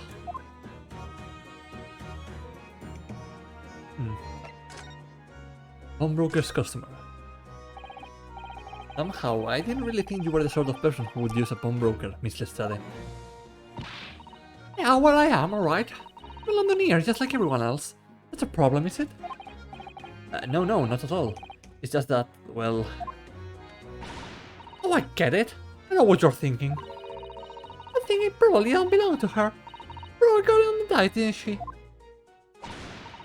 Yeah, I can see it all written all over your... all over your chevy chase. Well, I might have been thinking something along those lines. You're not going to deny it, Mr. Naruhodo. Alright then, I'm just going to come out and ask you straight. Do you pawn things that you steal from other people? Well, I don't know how best to answer that, really. Suppose, sometimes. He also looks a lot like a friend of mine. Oh, really? Oh, that's weird. That's a weird coincidence. You're not going to deny it either, Miss Lestrade. Just, I don't think it's Scottish. I think it's more like what Empirical Woodland said, like more of a Londoner Cockney accent. I like that Susato-san is looking at both of us like, you two are criminals and should be put in jail. I'm not this time, alright? I swear, that thing belongs to me. The disc that Mr. Windybank is holding. Perhaps we should see what he has to say about all this.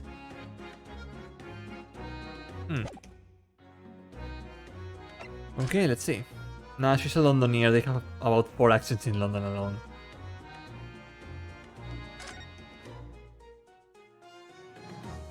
Miss Lestrade's disc.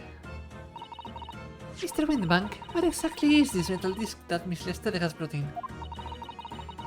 It seems to have hundreds of tiny little bumps on its surface. Ah, this is a music disc, you see. Or used inside a music box. In a music box? What? You don't even know what a music box is? You used a lot into savvy in it. I said in it on instinct, even though it wasn't there. I know what a music box is. I've just never seen one of these discs before.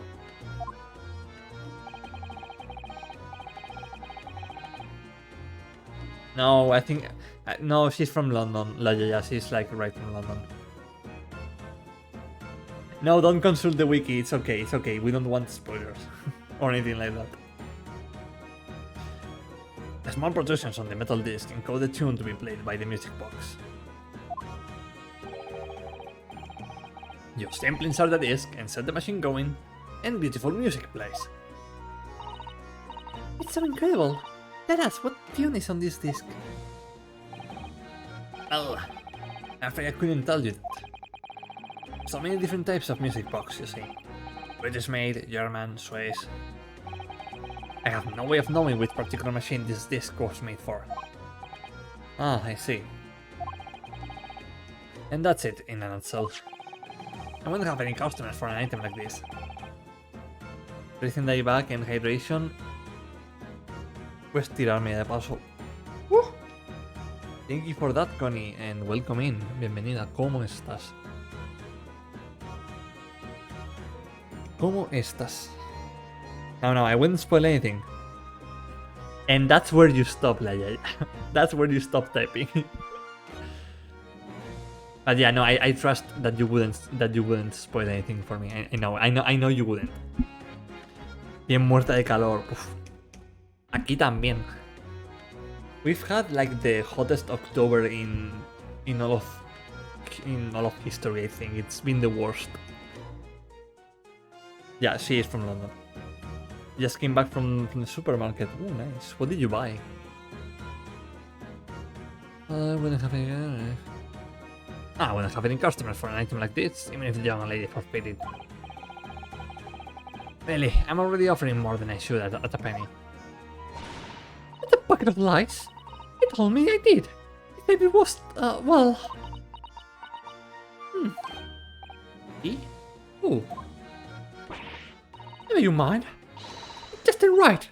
That's all. The disc is worth money. Good money, I know it is. Well then, you will have to try your luck in all pawnbrokers, won't you? Unas cervezas. Magnífico. And some beers, some toilet paper, toothpaste, and some sweets. Yeah, it's perfectly a fine little stack of things. And some toy for the cats. Oh, hemos tenido un gato en el juego. Te lo has perdido, pero es un gato bien mono. Well then, you will have to try your luck at another pawnbrokers, won't you? Oh, it was Winnie Bank. Well, da igual.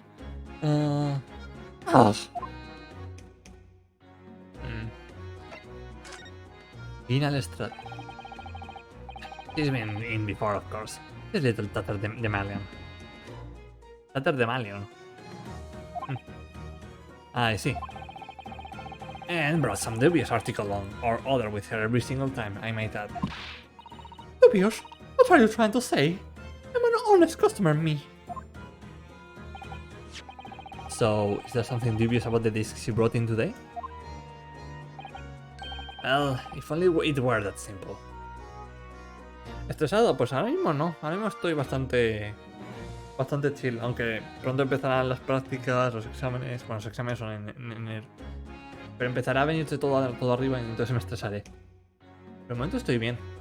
Disfrutando del jueguito. Well, if only it were that simple. Sorry? What do you mean? What she actually brought in was a storage ticket. Ah, a storage ticket. So... Illustrator has actually come to redeem an article from you today, is that right? Muchas gracias, Connie. Yeah, that's right. A girl like me has a lot of stuff what needs storing. Alright, yes, that's definitely dubious. The article in question would have been forfeited at midnight tonight. But she gave me the ticket for it, and repaid both the loan and the interest. I was obliged to return the article to her. So are we going to defend Lestrade because this guy will get killed and the object will go missing or something like that? But what was the article? Do tell us, Mr. Windybank. Little scamp is wearing it, ma'am. It's the overcoat that she redeemed. Oh. Oh, what's wrong with that? It fits, don't it? I mean, it's mine, so of course it does. Oh, what about the disc then? How does that come into all this? Sorry. Saying all these voices really strains my throat. Ah, the disc is something else. A new article to pawn if the girl and I can agree a price. New article to pawn. I'm confused. I thought you said that Miss Lestrade brought in a storage ticket today. It's really quite simple. Yes, the child brought me a storage ticket and the money owed on it, as to say. For this heavy black coat which she returned to her care, as I had understood it. That's right, yes. and rather unsurprisingly, as soon as the little ragamuffin put the thing on. You went raffling through the pockets. Oh, you mean... Voy a tener de fondo mientras que estoy avanzando en un juego. Tengo que disfrutar del día. Sí, sí, no te preocupes. Disfruta del look. Y disfruta tu jueguito. ¿Qué estás jugando, por cierto? Si no te importa que pregunte. Mañana me toca trabajar. No... No... Bueno, espero que el trabajo te sea leve al menos. Y muchas gracias por estar aquí. Y es un placer verte siempre por aquí. Oh, you mean... What? Then it's rude to stare at the lady. Ah, I see. So it came from the pocket of the overcoat, did it? If you mean this disc, then yes. Exactly, ma'am. El Forza 5 y el Scorn. He visto un poco del Scorn. Es muy psicodélico. Es como muy... de un estilo Giger, por lo que sé del juego. Bueno, pero que lo disfrutes. Y espero que te vaya bien mañana también. And she immediately tried to pawn it. For quite a high price as well. It's all rather suspicious, I think. Give it up. I'm just trying to pawn something like anyone else would. Mañana me mataron, no. Miss Leshare, may I ask who deposited the overcoat here in the first place? Well, me. It doesn't really appear to be your size. Me old man! It's me old man, ain't it? Is it, Miss Lestrade? Yes, this is definitely all rather suspicious. We could even say he's looking very sus. I mean, it's been almost 2 hours and no one has died yet. Out of my way, please. What? Professor Layton, but in white. Who is this picture postcard and English gentleman? What voice do I give this guy? Good day to you, ladies. Gentlemen. No, this sounds too much like Harlock. Good day to you, ladies, gentlemen. Oh, this sounds too much like Harlock. What's your problem, eh? There is no problem, as long as you remove yourself. I have a matter to discuss with the proprietor. What is wrong with this guy? I think it's the eyes. Yeah, I think it's the eyes. They're too clear. And if you intend to make a problem of it, I shall see you outside, little girl, for the hiding you deserve. Anyways, sus emoji. Look, ain't obvious. Ain't done talking with him yet. If you're such a giant, you should know how to wait in line. I'm not convinced with the voice.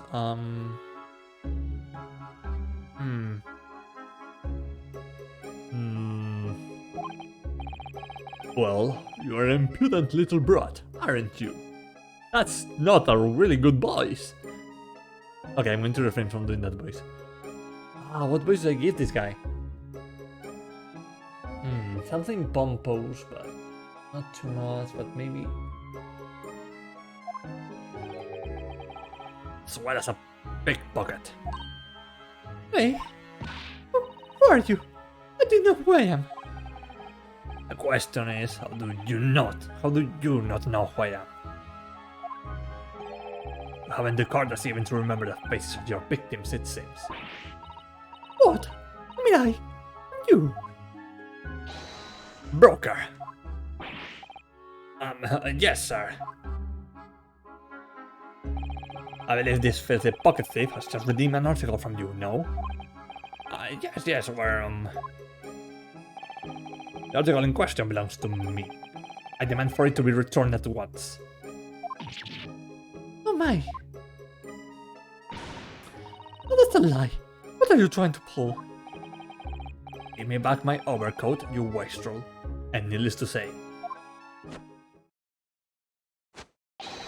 Oh my god, he's JoJo posing. And in music box discs too. No, you can't have it. Just can't.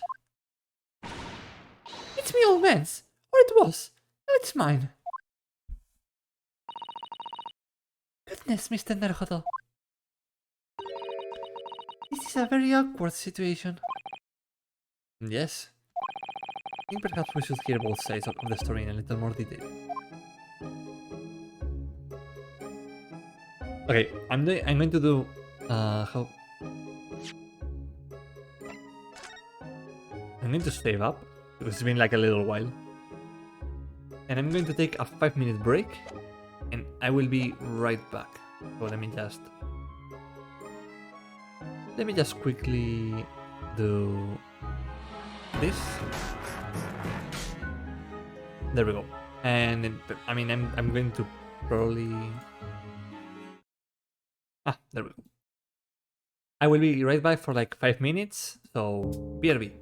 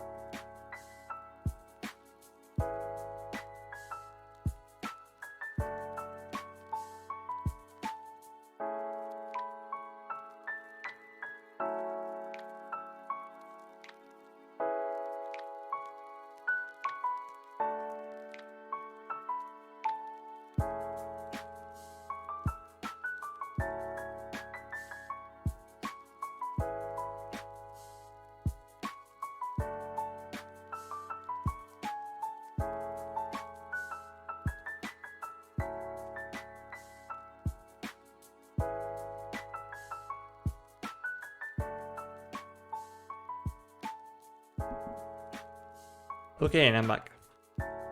Oh, no. This is not over, Leia. I was just taking a 5-minute break. Like, stretch a little bit.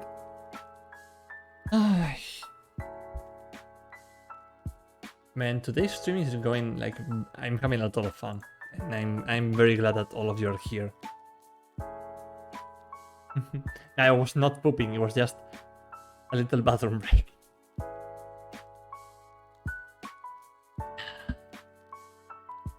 He bent it. God damn it.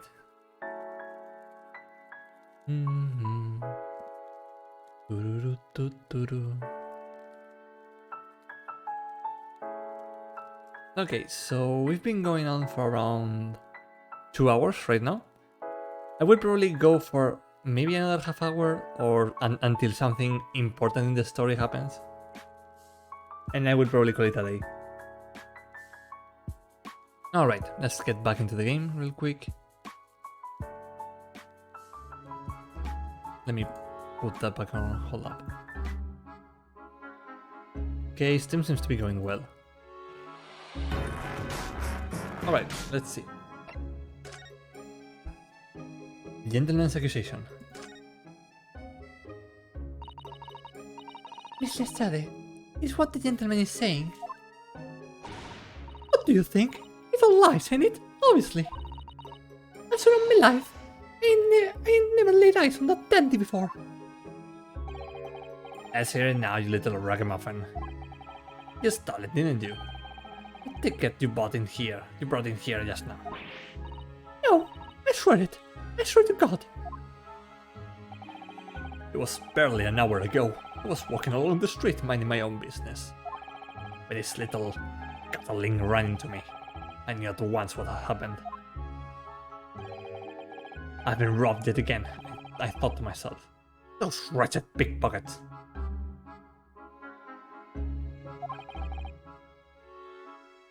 Yet again? Oh yes, as you can see, I am a man of impeccable style. This isn't the first time that I've been targeted by these backslum scoundrels. He's literally Jojo posing. Now then, relinquish my overcoat. Wait, he's saying that she stole the ticket, but he's asking back for the coat. I mean, no, I'm sorry, I mixed things up. No, forget what I said. I mean, I wouldn't think that he would wear something like this, but, you know, fair.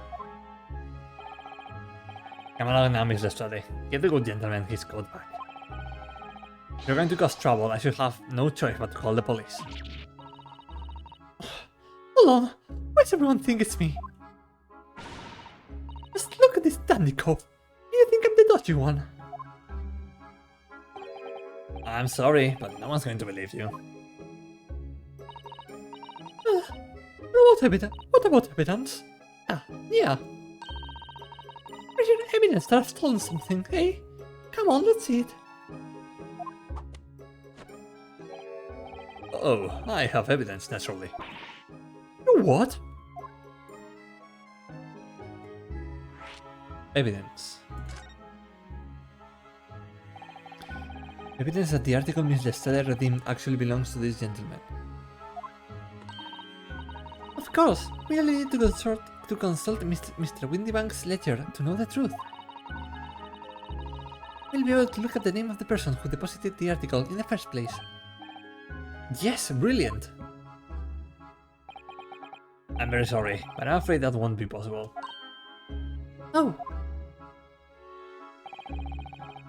I never ask customers' names. That's a strict policy of mine. But why not? Well now, as you can imagine, some of my customers have circumstances to consider. But many of them prefer to maintain their anonymity. Yes, I see. But then, how can you know if an article belongs to the person asking to redeem it? Oh, it's quite simple. I just point my gun at them and ask if it's them. Good sir. Might I trouble you for the watchword associated with the article in question? Of course. It's... Professor. Damn, they are really going all out with the references today, huh? Yes, that's right. And all the evidence we need. I mean, he would have learned it from somewhere else. This gentleman is the rightful owner of the article, without doubt. The watchword? Interesting. Watchword.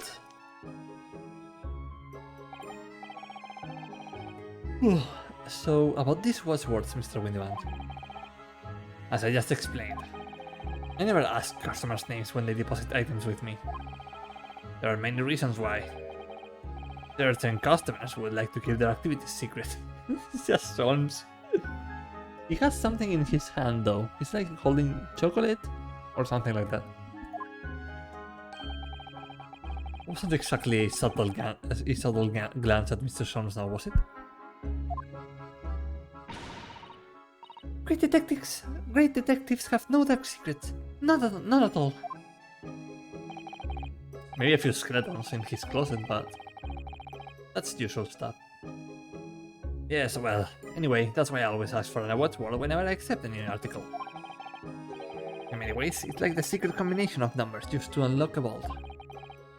Date of deposit, a description, and a watchword uniquely identify each item. And of course, then I give the storage ticket to the customer. When someone comes to redeem something, I ask for the ticket and the watchword. If that someone tells you the correct watchword, you return the article? That's right, sir. Yes. Just as soon as the requested fee is paid. And I have supplied you with the information you require already. But for the avoidance of doubt, the article in question is an overcoat, deposited 2 months ago on the 15th of February.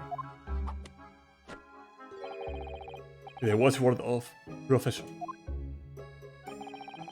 All perfectly correct information, sir. No. Well, this is beyond a joke now. There's no further room for doubt.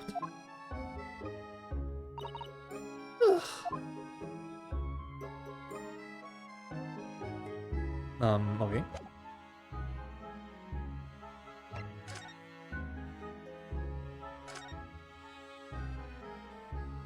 Picture postcard gentleman. Excuse me, but who are you? One would expect the inquirer to introduce himself first. Though clearly you're not British, so perhaps our way are foreign to you. Oh, sorry, yes, we are from the Empire of Japan. We are studying here. Oh yes, Japan. I've heard talk of the place. What the fuck? Its inhabitants live on a fiery brown-colored soup, dressed up with exotic spices. Why are you posing? You might be thinking of somewhere else. And what was that theatrical gesticulation about? Oh god, he's a theater kid. Perhaps. Anyway, if you are a gentleman, sir, you offer your own name first before inquiring after the name of another. Of course, yes. I'm Ryunosuke Naruhodo. I'm a lawyer. Well, a student of law, really. My name is Suseto Mikotova. I am Mr. Naruhodo's assistant. I see. My name is Benedict. Yes, Eggert Benedict. Enchanté. Oh my god, the little smirk on his face. That's.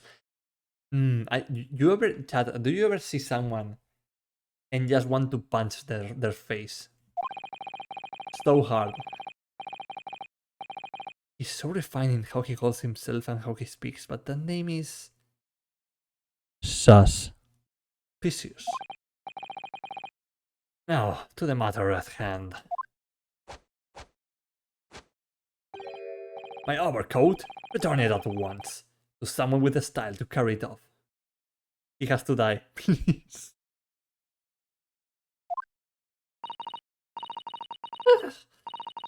Remove he makes.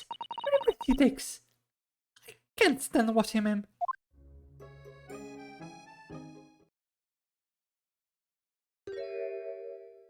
It doesn't fit.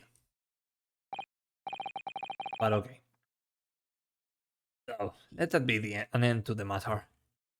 I want to see his age. Okay, no age. Is she? Well, let me see. I mean, could he be related to the to Lady Beret, or the culprit of the first crime, basically, the one that tried to blame us. Could these two be related at all? I don't know. And thank you to you, and thank you for your custom, Mr. Eckhart Benedict, sir. With such reasonable rates of interest, I may even decide to come back. This is why I hate grown-ups. It's because I'm a driver. Everyone thinks that makes me a liar. And the contents of the code box, if you please, broker. Is an English muffin topped with a poached egg and hollandaise sauce. I have no idea what you just said, but yes, indeed. Oh, but of course, sir. Here's the dish for you. Just this one? Pardon, sir? I was expecting another. That is, I deposited another. Another disc? Oh, oh dear. I regret to inform you, sir, that what was deposited with me was merely the overcoat. The disc happened to be in one of the pockets, but I was completely unaware of it until now. So, Cutterling, you are hiding more of what's rightfully mine, are you? Guess who, eh? I know nothing about it. That's what ex-Benedict is. Ah, I see. Very well. Then I shall bid you farewell. Say goodbye to style. Wait a minute. That disc. It's mine. Ah! What do you think you're doing, you little tramp? Your blood, you filthy animal. I don't see any blood on you, sir. Oh, there it is. Oh my, yes, there is blood on the disc. Because of all those sharp little bumps. The man must have scratched his finger on them. I want it first, alright? I mean, it belonged to me, old man. So you're not having it. Or you, take it. Me? Yeah, hang on to it. I'll have it off with me again. So you keep all of it. You keep all of it.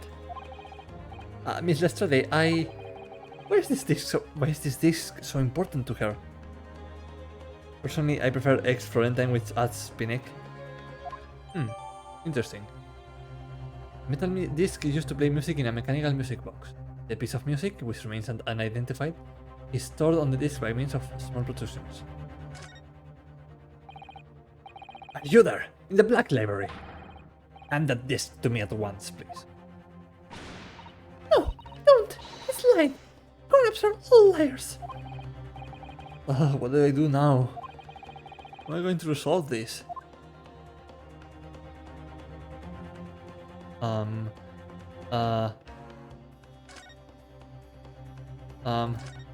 Charms? Charms, help. Mr. Charms. Why are you examining with such... No, Ryunosuke, that's not the moment right now. So you enjoy a bar of caramel, I see.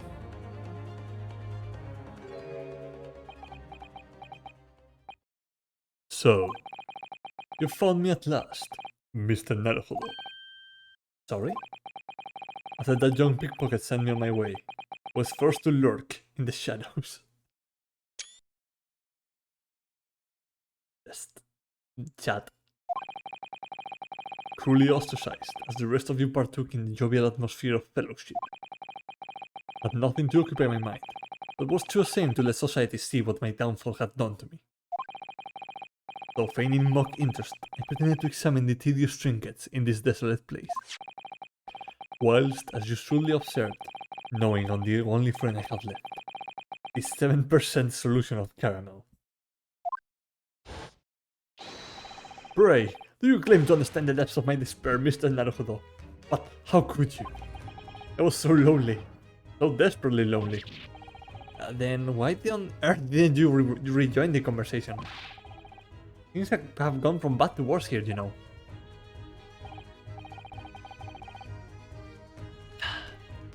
Yes, I overheard much of your conversation. Or rather, my craving for human contact. My ears devoured every word that was uttered. You really were sad, weren't you? Poor Mr. Sholmes. I feel simply awful for you. It would seem that my inferences are correct. Oh, surely you're not about to tell us that you have solved the entire case once again. Did I just hear you partake on the water? What? Ah, yes, the water. Water of water. Yes, I am drinking. Wow. Oh no, I only have like half a glass now. Help. Send more water my way. I need more water.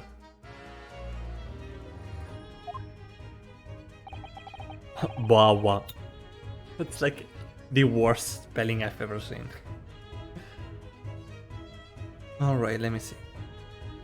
My dear madam, sometimes I wonder. I will waterbend some to you, thank you, Lupara.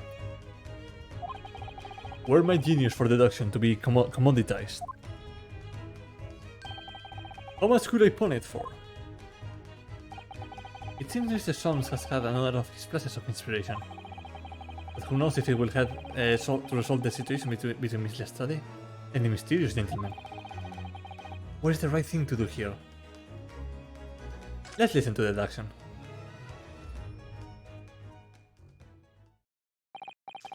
Well, Miss Lestrade, it would appear you find yourself in something of a predicament. Where the blue blazes have you been, eh? Pardon? My lady's in trouble. You're supposed to be there to help. Stood away, not an hour later. Harsh. She killed Sholmes with that. And who, pray tell you, are you? This is literally hold up. No, I need to like hold up. No. Just a second, chat. Just give me like a moment.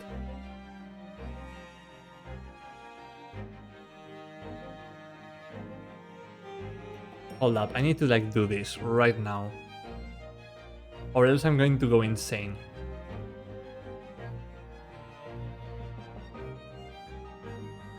Give me like one moment.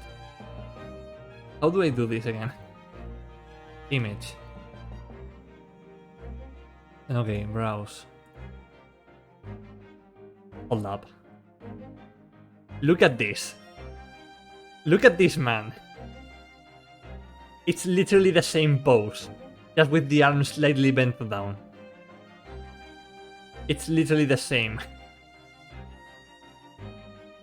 It's literally the same pose. Anyway, we're going to continue. Mr. Eggert Benedict. You have, in my eyes, a veritably encyclopedic array of curiosities about your person. His stand would be the crushing boot of capitalism. Indeed. Nevertheless, there are two immovable conclusions I have drawn. I beg your pardon. The first is this. The true reason for your visit to this pawnbrokery today is something you have not yet revealed. And the second is this. A considerable crime is in contemplation. One you will orchestrate. Intend to steal a vast sum of money. Well, Mr. Benedict, what say you to my deduction? How? He's turned as white as a hard-boiled egg. It would seem that once again, Mr. Sholmes has made a flawless deduction. Just who do you think you are, sir? Ah, yes, as I hoped. It's precisely the pain expression I was looking for.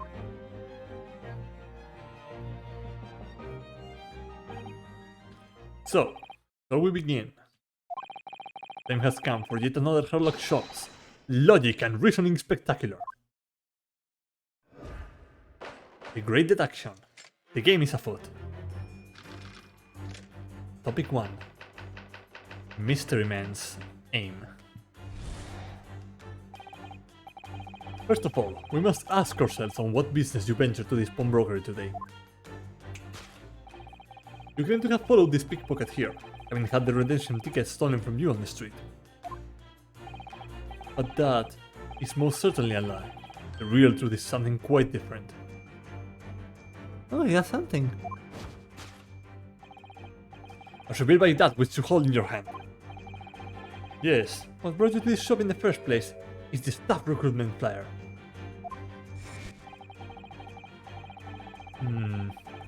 The piece of paper in your hand is the staff wanted advertisement from this very shop.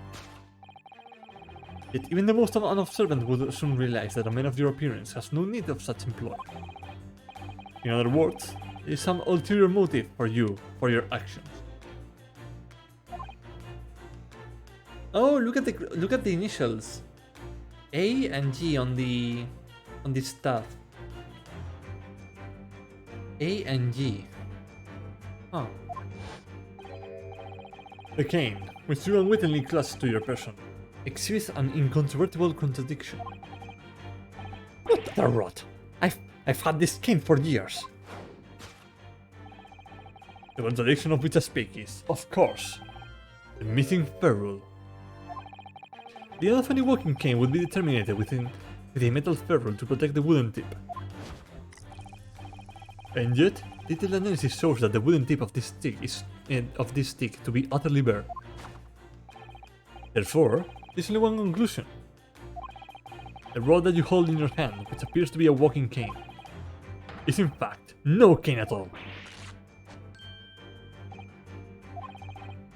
You recoil, sir. Is something wrong?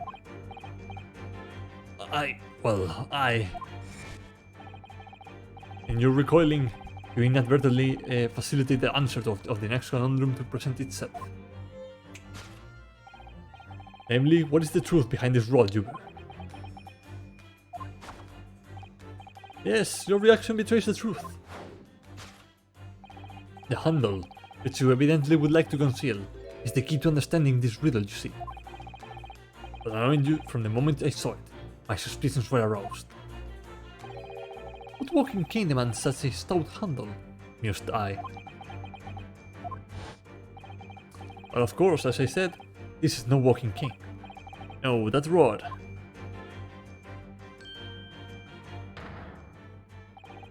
Is the broken handle of a shovel. Whoa! Are you insane? And now, having determined this undeniable truth, the conclusion is clear. Your true motive for coming here was to take employment at the establishment in order to excavate the ground beneath the premises. What a calculated crime you have concealed, sir. A wickedly calculated crime. Conclusion. To tunnel underneath the pawnbrokery. Topic number 2. Great crime. No, Mr. Benedict, let us continue. For we must expose the details of this elaborate crime you have in the planning. This is utterly absurd. You suggest that I, a gentleman, intend to excavate the ground beneath this pawnbrokery with a broken shovel. What on earth do you propose I could expect to find there? Some long-forgotten treasure, I suppose.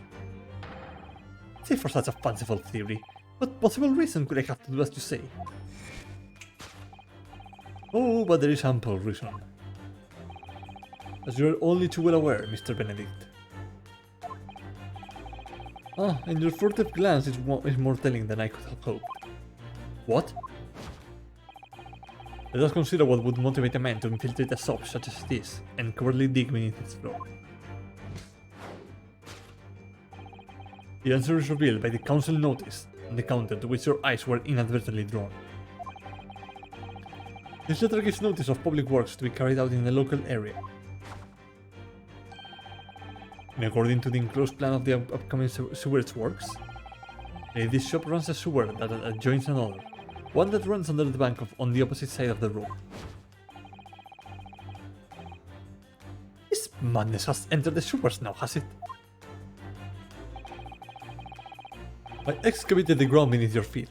You will gain access to the waterway that flows in the very close proximity to the great vault of the financial institution opposite. What are you? It is our sir. You devised a master plan to pull off an elaborate bank robbery by dint of the underground tunnels. Master plan? Which brings us at last to the final chapter of this lurid scheme. With what plunder did the thief hope to make off from the underground vault to the bank? Are you quite serious right now? Having consulted with Scotland Yard some days ago, I happen to know the answer. But naturally, the answer is no secret to you, is it, Mr. Benedict? I have no idea what you're talking about. Allow me to present a rather interesting piece of evidence. You see, this pictured postcard tells us all we need to know. A postcard of the Great Exhibition? I'm afraid you've quite lost me. Currently in its final stage of preparation, the Great Exhibition will soon be underway. And the government has provided extra funds to complete its centerpiece, the Crystal Tower. Funds that are currently sit in the vault of the bank, on the other side of this road. Pardon? Yes, the considerable crime you have been contemplating is the theft of that which sits in the vault of that bank, the special reserve funds for the Great Exhibition. Of course, there is top secret police information, so keep it under your hat, please. Conclusion: to steal the Great Exhibition's reserve funds.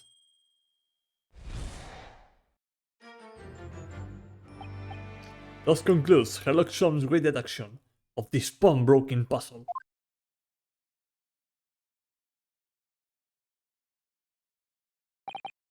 Mr. Holmes.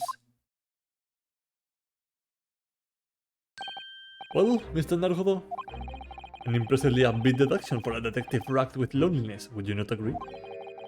Was it true what you said about that bank over the road and what it has in its vault? Indeed, though few know of its existence, is one of the government's most closely guarded secrets.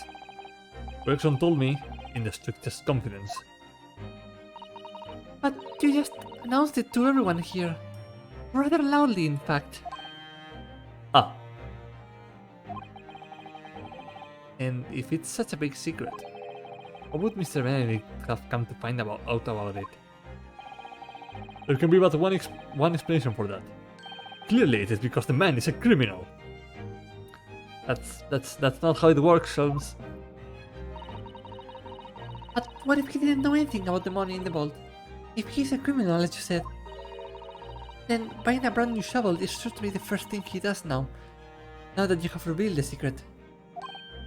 Oh. Or if he doesn't, maybe Mr. Windybank will. He already has plenty of shovels here after all. Oh my life! I assure you I'm not so unscrupulous. Well, hopefully this has taught you a valuable lesson. Sensitive information must be handled with the utmost of care. One can never be sure that someone privy to secrets won't disclose them. And once the word is out, it's out.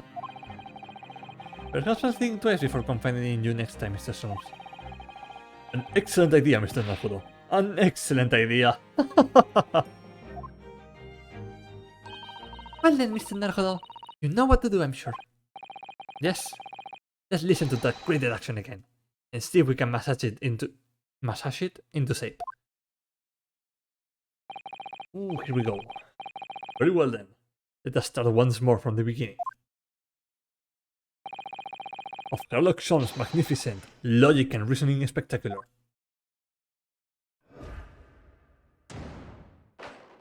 Course correction. Hold it, Mr. Holmes. Okay, let's see. What business? Looking to have followed the pickpocket here. But that is most certainly a lie. The real truth is something quite different. Real by that which you hold in your hand. Yes, what brought you to this shop in the first place is the staff recruitment flyer. So, by Mr. Storm's reasoning, Mr. Benedict came in here in order to apply for a job so he could dig down through the floor. Yes, in an attempt to... Sorry, that was too high pitched for Soto. Yes, in an attempt to tunnel into the sewers to gain access to the money in the vault of the bank across the road. But he wouldn't get very far with a broken shovel, would he? No, I think it's fair to say his motives lie elsewhere. The question is, where? What did bring Mr. Benedict here at this particular point in time?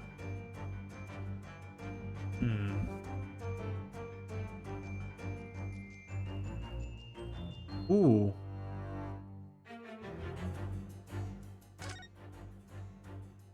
It's a drawing of Lestrade. Oh, look at all the scribble notes on the back of the flyer here. I don't believe it. What is it? Listen to what it says. Name, Gina Lestrade. Height, 5'2". Green cap, scruffy waistcoat, grey white shirt, blue satchel, rag. It's a detailed description of Miss Lestrade. Goodness! There's even a sketch of her, hat and all. Although if he showed it to her, would fire that smoke grenade launcher in his face for sure. Why is he frozen? What did they do to him? So when my theory is that when Sholmes is speaking, time stops. Like he just has that natural ability. And look, the details of this shop have been written down here too.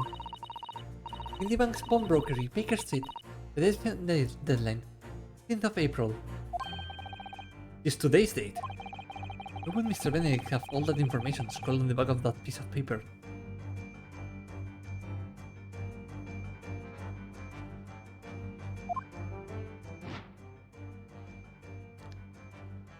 Clearly. Oh, you can see the cameras from this angle. Huh?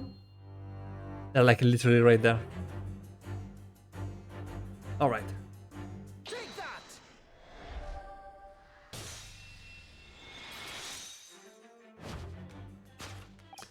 Yes, what brought you to this shop in the first place? What is the info about Miss Lestrade? Quite so, my dear fellow. It would appear that the writing on the sketch on the reverse of the flyer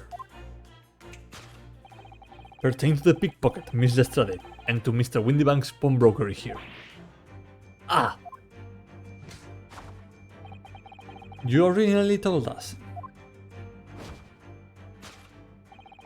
that you had merely given chase after Miss Lestrade stole the redemption ticket from you. But that, sir, is a thinly veiled lie. It is the information on the back of the flyer that led you here today. By which I mean, here to Windybank's pawnbrokery, and today, the redemption deadline of that overcoat. So, you waited outside for the young girl matching the description you have written down to arrive. And you have gone to some lengths to hide the reason for your pursuit of Miss Lestrade. In other words, there is some ulterior motive for your actions. The cane which you unwittingly clutched to your person exhibits an incontrovertible contradiction. What utter rot! I've had this cane for years. The contradiction of which I speak is, of course, the missing ferrule. What's a ferrule?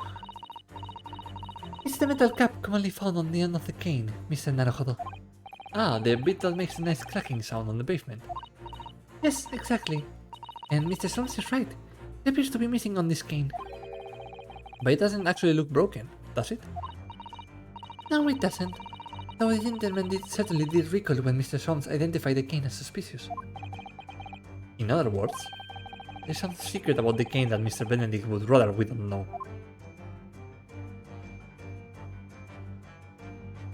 So, I want to say that it's the letters. Right? Like, I'm not seeing anything else about it. Let's see. Look here, Miss Susato. There are some letters on the handle. Ah yes, those must be initials, I think. In the West, it's customary for people to engrave their belongings with the first letters of their names. So, Harlock Jones would be HS, you mean? That's right. The initials on this cane, obviously. Oh. A-G? Why does it feel as though that's not quite right? Take that!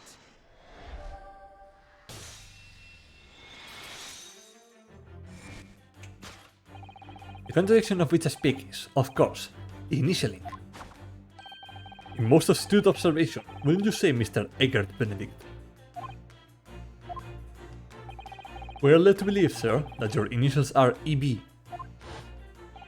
Yet in a most possessive manner, you have in your grasp a cane bearing the initials AG. An incontrovertible contradiction indeed, would you not agree? No, you're wrong. This cane isn't... You said before that you have had that cane for years. Ugh. So don't try to tell us that you just borrowed it from a friend or found it in the park. In short, though you hold yourself to be a gentleman, you have withheld your true name.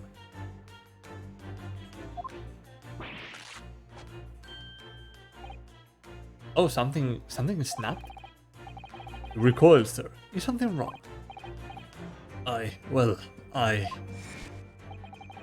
And you're recalling you inadvertently facilitate the answer of your next conundrum to present itself.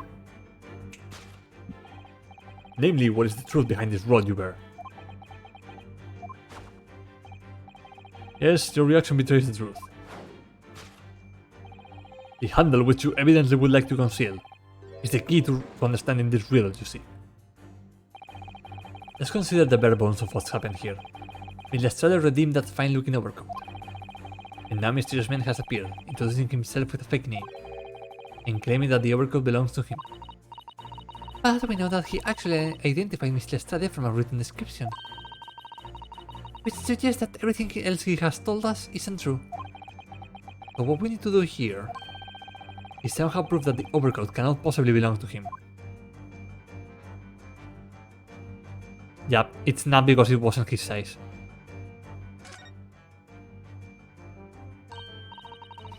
Oh, the seam of the shoulder there is coming apart, look! So it is?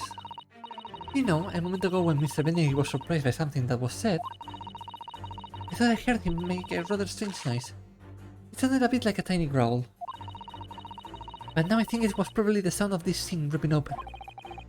If you look closely, it does seem to be a very tight fit. His lips are stretched to bursting and he wouldn't have a hope of fastening it at the front. If we were to run around in it, I'm sure the whole thing would fall apart.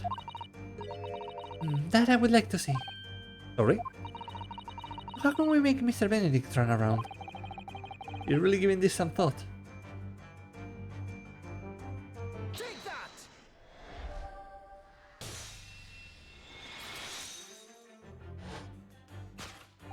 The split seam, which you evidently would like to conceal, is the key to understanding this riddle, you see. Ah. Yes, because the overcoat is rather obviously a poor fit. Having forced it over your broad shoulders, the seam is already breaking apart. My suspicions were aroused from the outset. When you so boldly lied about your name and so boldly waylaid this pickpocket. Ah! This catalogue of untruths has all been for one very specific purpose. To steal the article that the young girl redeemed from Mr. Windybank. Ah! But what really irks me is this. The considerable crime I initially imagined has been considerably curtailed. Conclusion. To abscond with a redeemed item. Topic number 2. The Great Crime. Now, Mr. Benedict, let us continue. For we must expose the details of this elaborate crime you have been employing.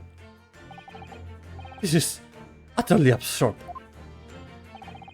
You suggest that I, a gentleman, design a wish to filch some tawdry article upon it? Have you forgotten that I redeemed the article in the proper manner, using the watchword? I had not been the one to deposit it in the first place.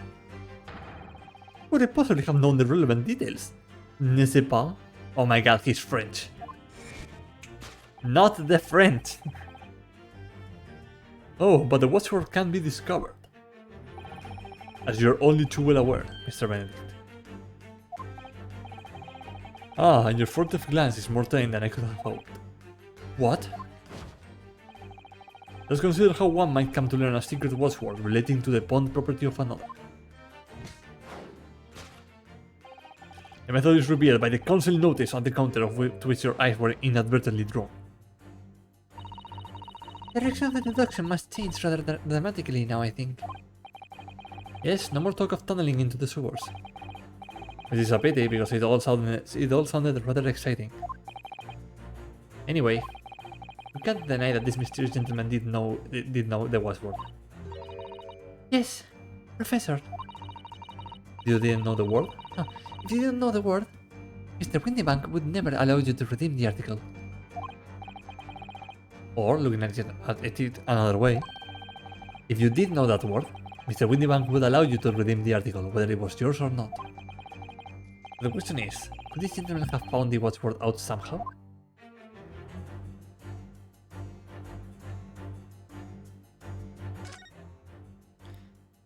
There's a cat picture on the table? Wait, no, it's a dog, or it's a dog. Get this, Miss Susato. Ah, it appears to be a Mr. Memo that Mr. Windybank has scribbled to himself. Let's see. What does it say? Oh, Professor. Well, that's too easy. Mr. Windybank must make a note of the watchwords his customers give him right before their eyes. And in alarmingly clear script as well. Oh dear, I don't know where to look. Who knows what other secrets I might see? Susato, look, it's a dog. Look at it's a dog. There it is. It's a good dog. Take that!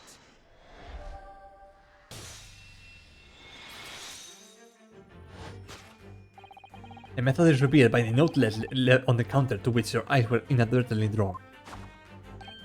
Yes, the broker here follows the same procedure whenever a customer comes to redeem an article. What do you mean not there? What are you talking about, Reparo?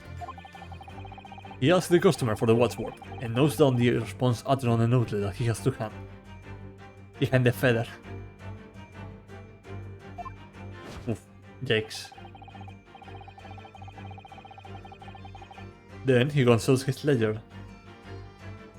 Blue Parrot, I didn't see a cat picture. What are you talking about? Jesse, what the fuck are you talking about? Then he consults his ledger and confirms whether or not the watchword matches that of the article in question. I would expect nothing less of a diligent pawnbroker. But his diligence clearly has its disadvantages. What are you talking about? It is increasingly apparent that you were present in this shop before your accusation against Miss Lestrade. In all likelihood, you followed her inside, and then observed her talking to Mr. Windybank. The diligent broker made a note of the watchword, as is his common practice. Oh wait, this was Sean's. Well, never mind. You observed him writing the word Professor on the note beside the ledger.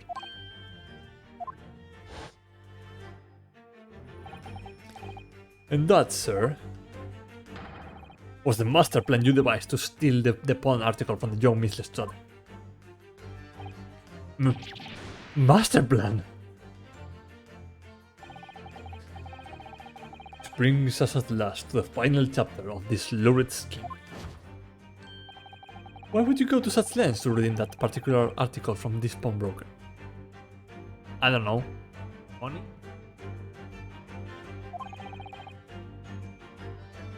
Are you quite serious? For an ill-fitting overcoat hardly ever seems to justify the effort, much less a worthless music box disc. But naturally, had very good reason to make them yours, didn't you, Mr. Benedict? No idea what you're talking about.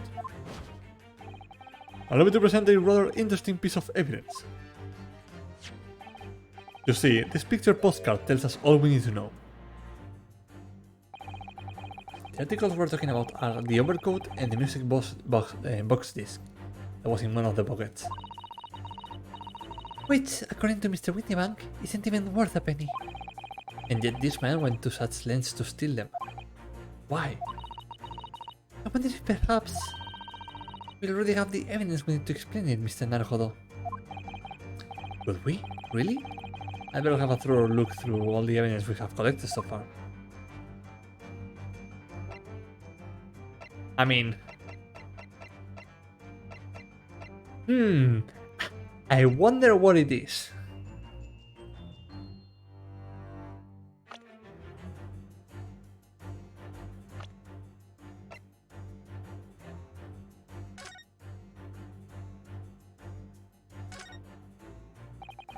Look at all the little bumps on the disc. They're so tiny. Yes, the protrusions are called pins, and they plaque the teeth of the comb to make notes. And just on the edge, there's a small amount of blood. Yes, the blood of the mysterious Mr. Eggert Benedict.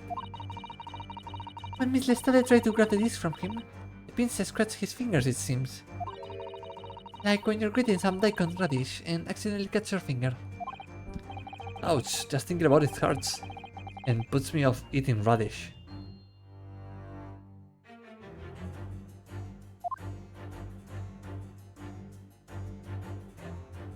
Oh. For McGilded. Oh, there's a little scrap of paper stuck on the onto the reverse side of the disc. Look. And scribbled word or two. Looks like somebody's name. McGilded. McGilded? It couldn't be. But it is, Mr. Naruhodo. A name I shall never forget for as long as I live. But why? Why is his name on this? The music box disc information has been updated. Here it is.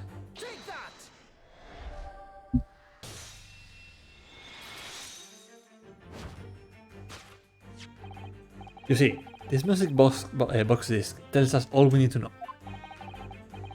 What's that on the back? It reads, for McGilded. Ugh! Ah, Mr. Magnus McGilded. The unfortunate philanthropist who perished in curious circumstances at the Old Bailey 2 months ago. A prominent man in London, though his slow-mongering demonstrated a distinct lack of scruples. So, you're an associate of his, are you? Or perhaps a subordinate? Mr. McGilded was a man of an unusually small stature, in fact. He was precisely the right size for that overcoat that you have squeezed yourself into. Oh! Your true identity remains shrouded in mystery, Mr. Eckert Benedict. The final conclusion here is crystal clear. The reason you came to this pawnbrokery today.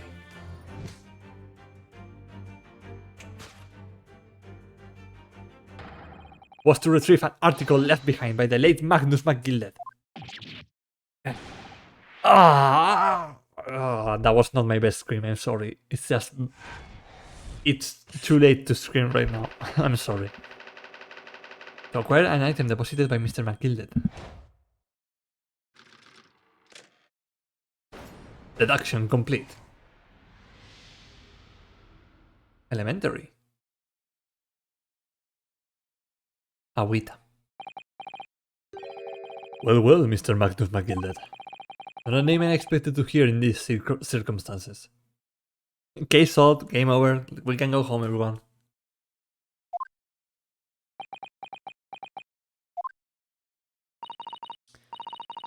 Mr. Solms, I'm afraid there's something very troubling on my mind. Pray tell me, Susato.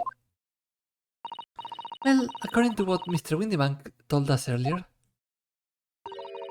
today was the final day on which the code could have been redeemed, was it not? Yes, ma'am, that is correct. Today will be precisely 2 months after since it was first deposited. Well, today is 15th of April, so 2 months ago today. It have been 15th of February, sir. That's right. It's all carefully recorded in my ledger. Deposited at 10:30 p.m. I see. What? But that suggests... Yes, 15th of February. It's precisely the day on which the omnibus murder took place. And 10:30 in the evening is precisely the time at which the terrible events were unfolding. Suggestive is not the word. It would seem the matter is entirely beyond coincidence.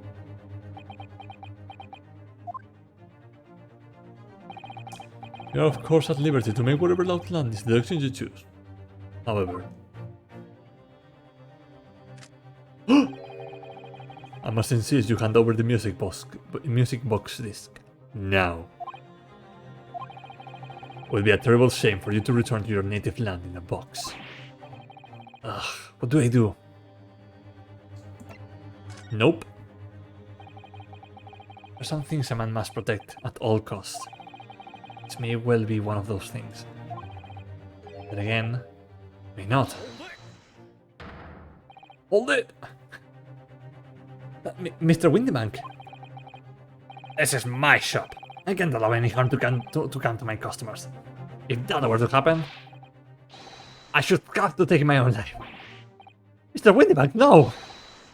Alright, that's enough. It's you. What voice did I give you? Inspector Gregson. Inspector? That's right, Sunshine. The alarm was raised on one of our dedicated emergency lines. But we got here as fast as we could. Now what's this all about, eh? Oh, praise be, you're here at last. So many crossovers right now. I was moments away from forfeiting my own life in my very own establishment.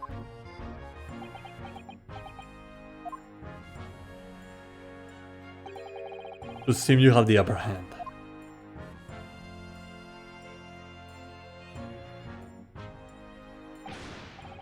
Right, you lot have got some explaining to do. I don't appreciate being bothered with some petty argy-bargy. Petty? Mr. Windybank, we are very nearly met his end. Yeah, I hit some gun, as far as I can tell. Oh dear. And the whole of Britain could meet with his end. I don't get to the bottom of the case I'm supposed to be working on. What? What on earth is the case, Inspector? There's no detail, Gregson. I might have said a little too much. No matter. It's nothing to do with you lot. Anyway, sir, you're gonna have to come with me down to the station. But of course, Inspector.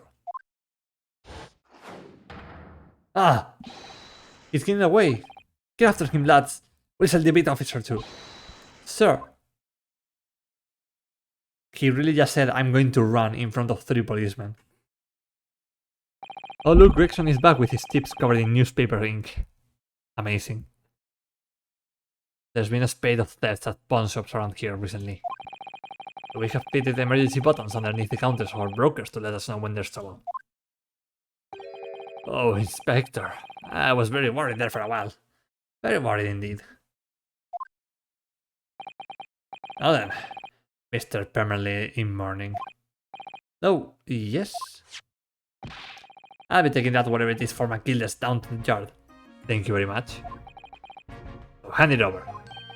Oh yes, of course. No, don't give it to him. It's mine, that is mine.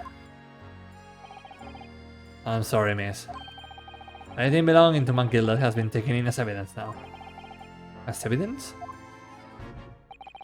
If the police demand something as evidence, my dear fellow, we have no choice but to capitulate. It's all yours, Inspector.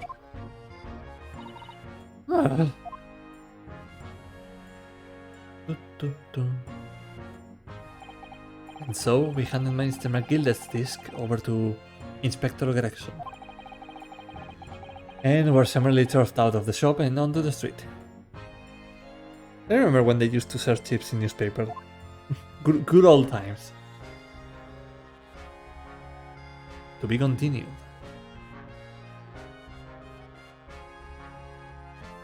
And that was the last of my water as well. Back when you were a kid. So we're probably going to leave it here for today. Thank you everyone for being here. It's been fantastic. No, I want to leave. Hold up. Back to title. Save.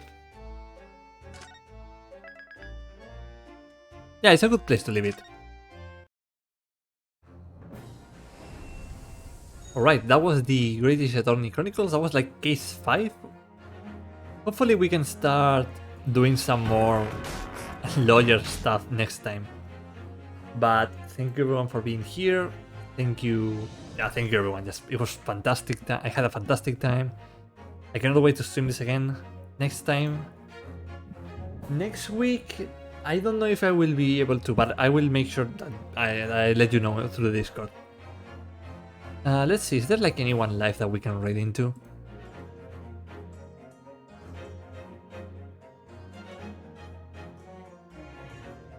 Okay, so we have like a couple of options here. Hold up. Yeah, there's Beep, there is Big Skirt and Balding. I'm just going. Yeah, I have a bit of options there.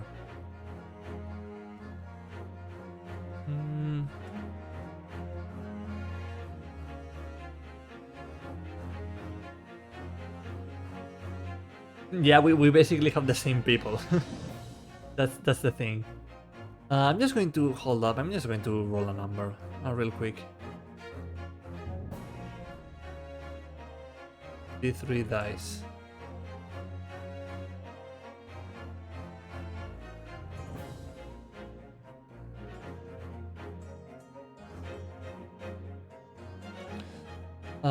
Okay, we're going to be raiding, yeah, all people, everyone, people, amazing people.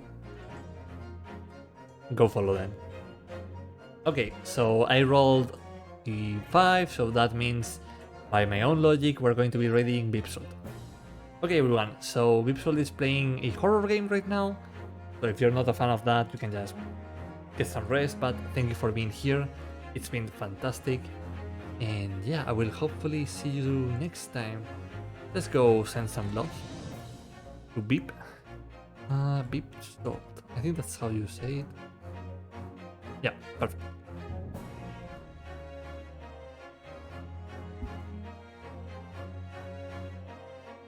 Okay, it should be starting in like 5 seconds. Okay everyone, thank you for being here, and I will see you on the next one. Yeah, it's Eternal Darkness, not a bit too horror, but I'm just saying just in case people don't deal well with horror here. But yeah, thank you, it's been fantastic today. One of the best streams I've ever had, I think. And yeah, see you next time. Nos vemos. Adiós.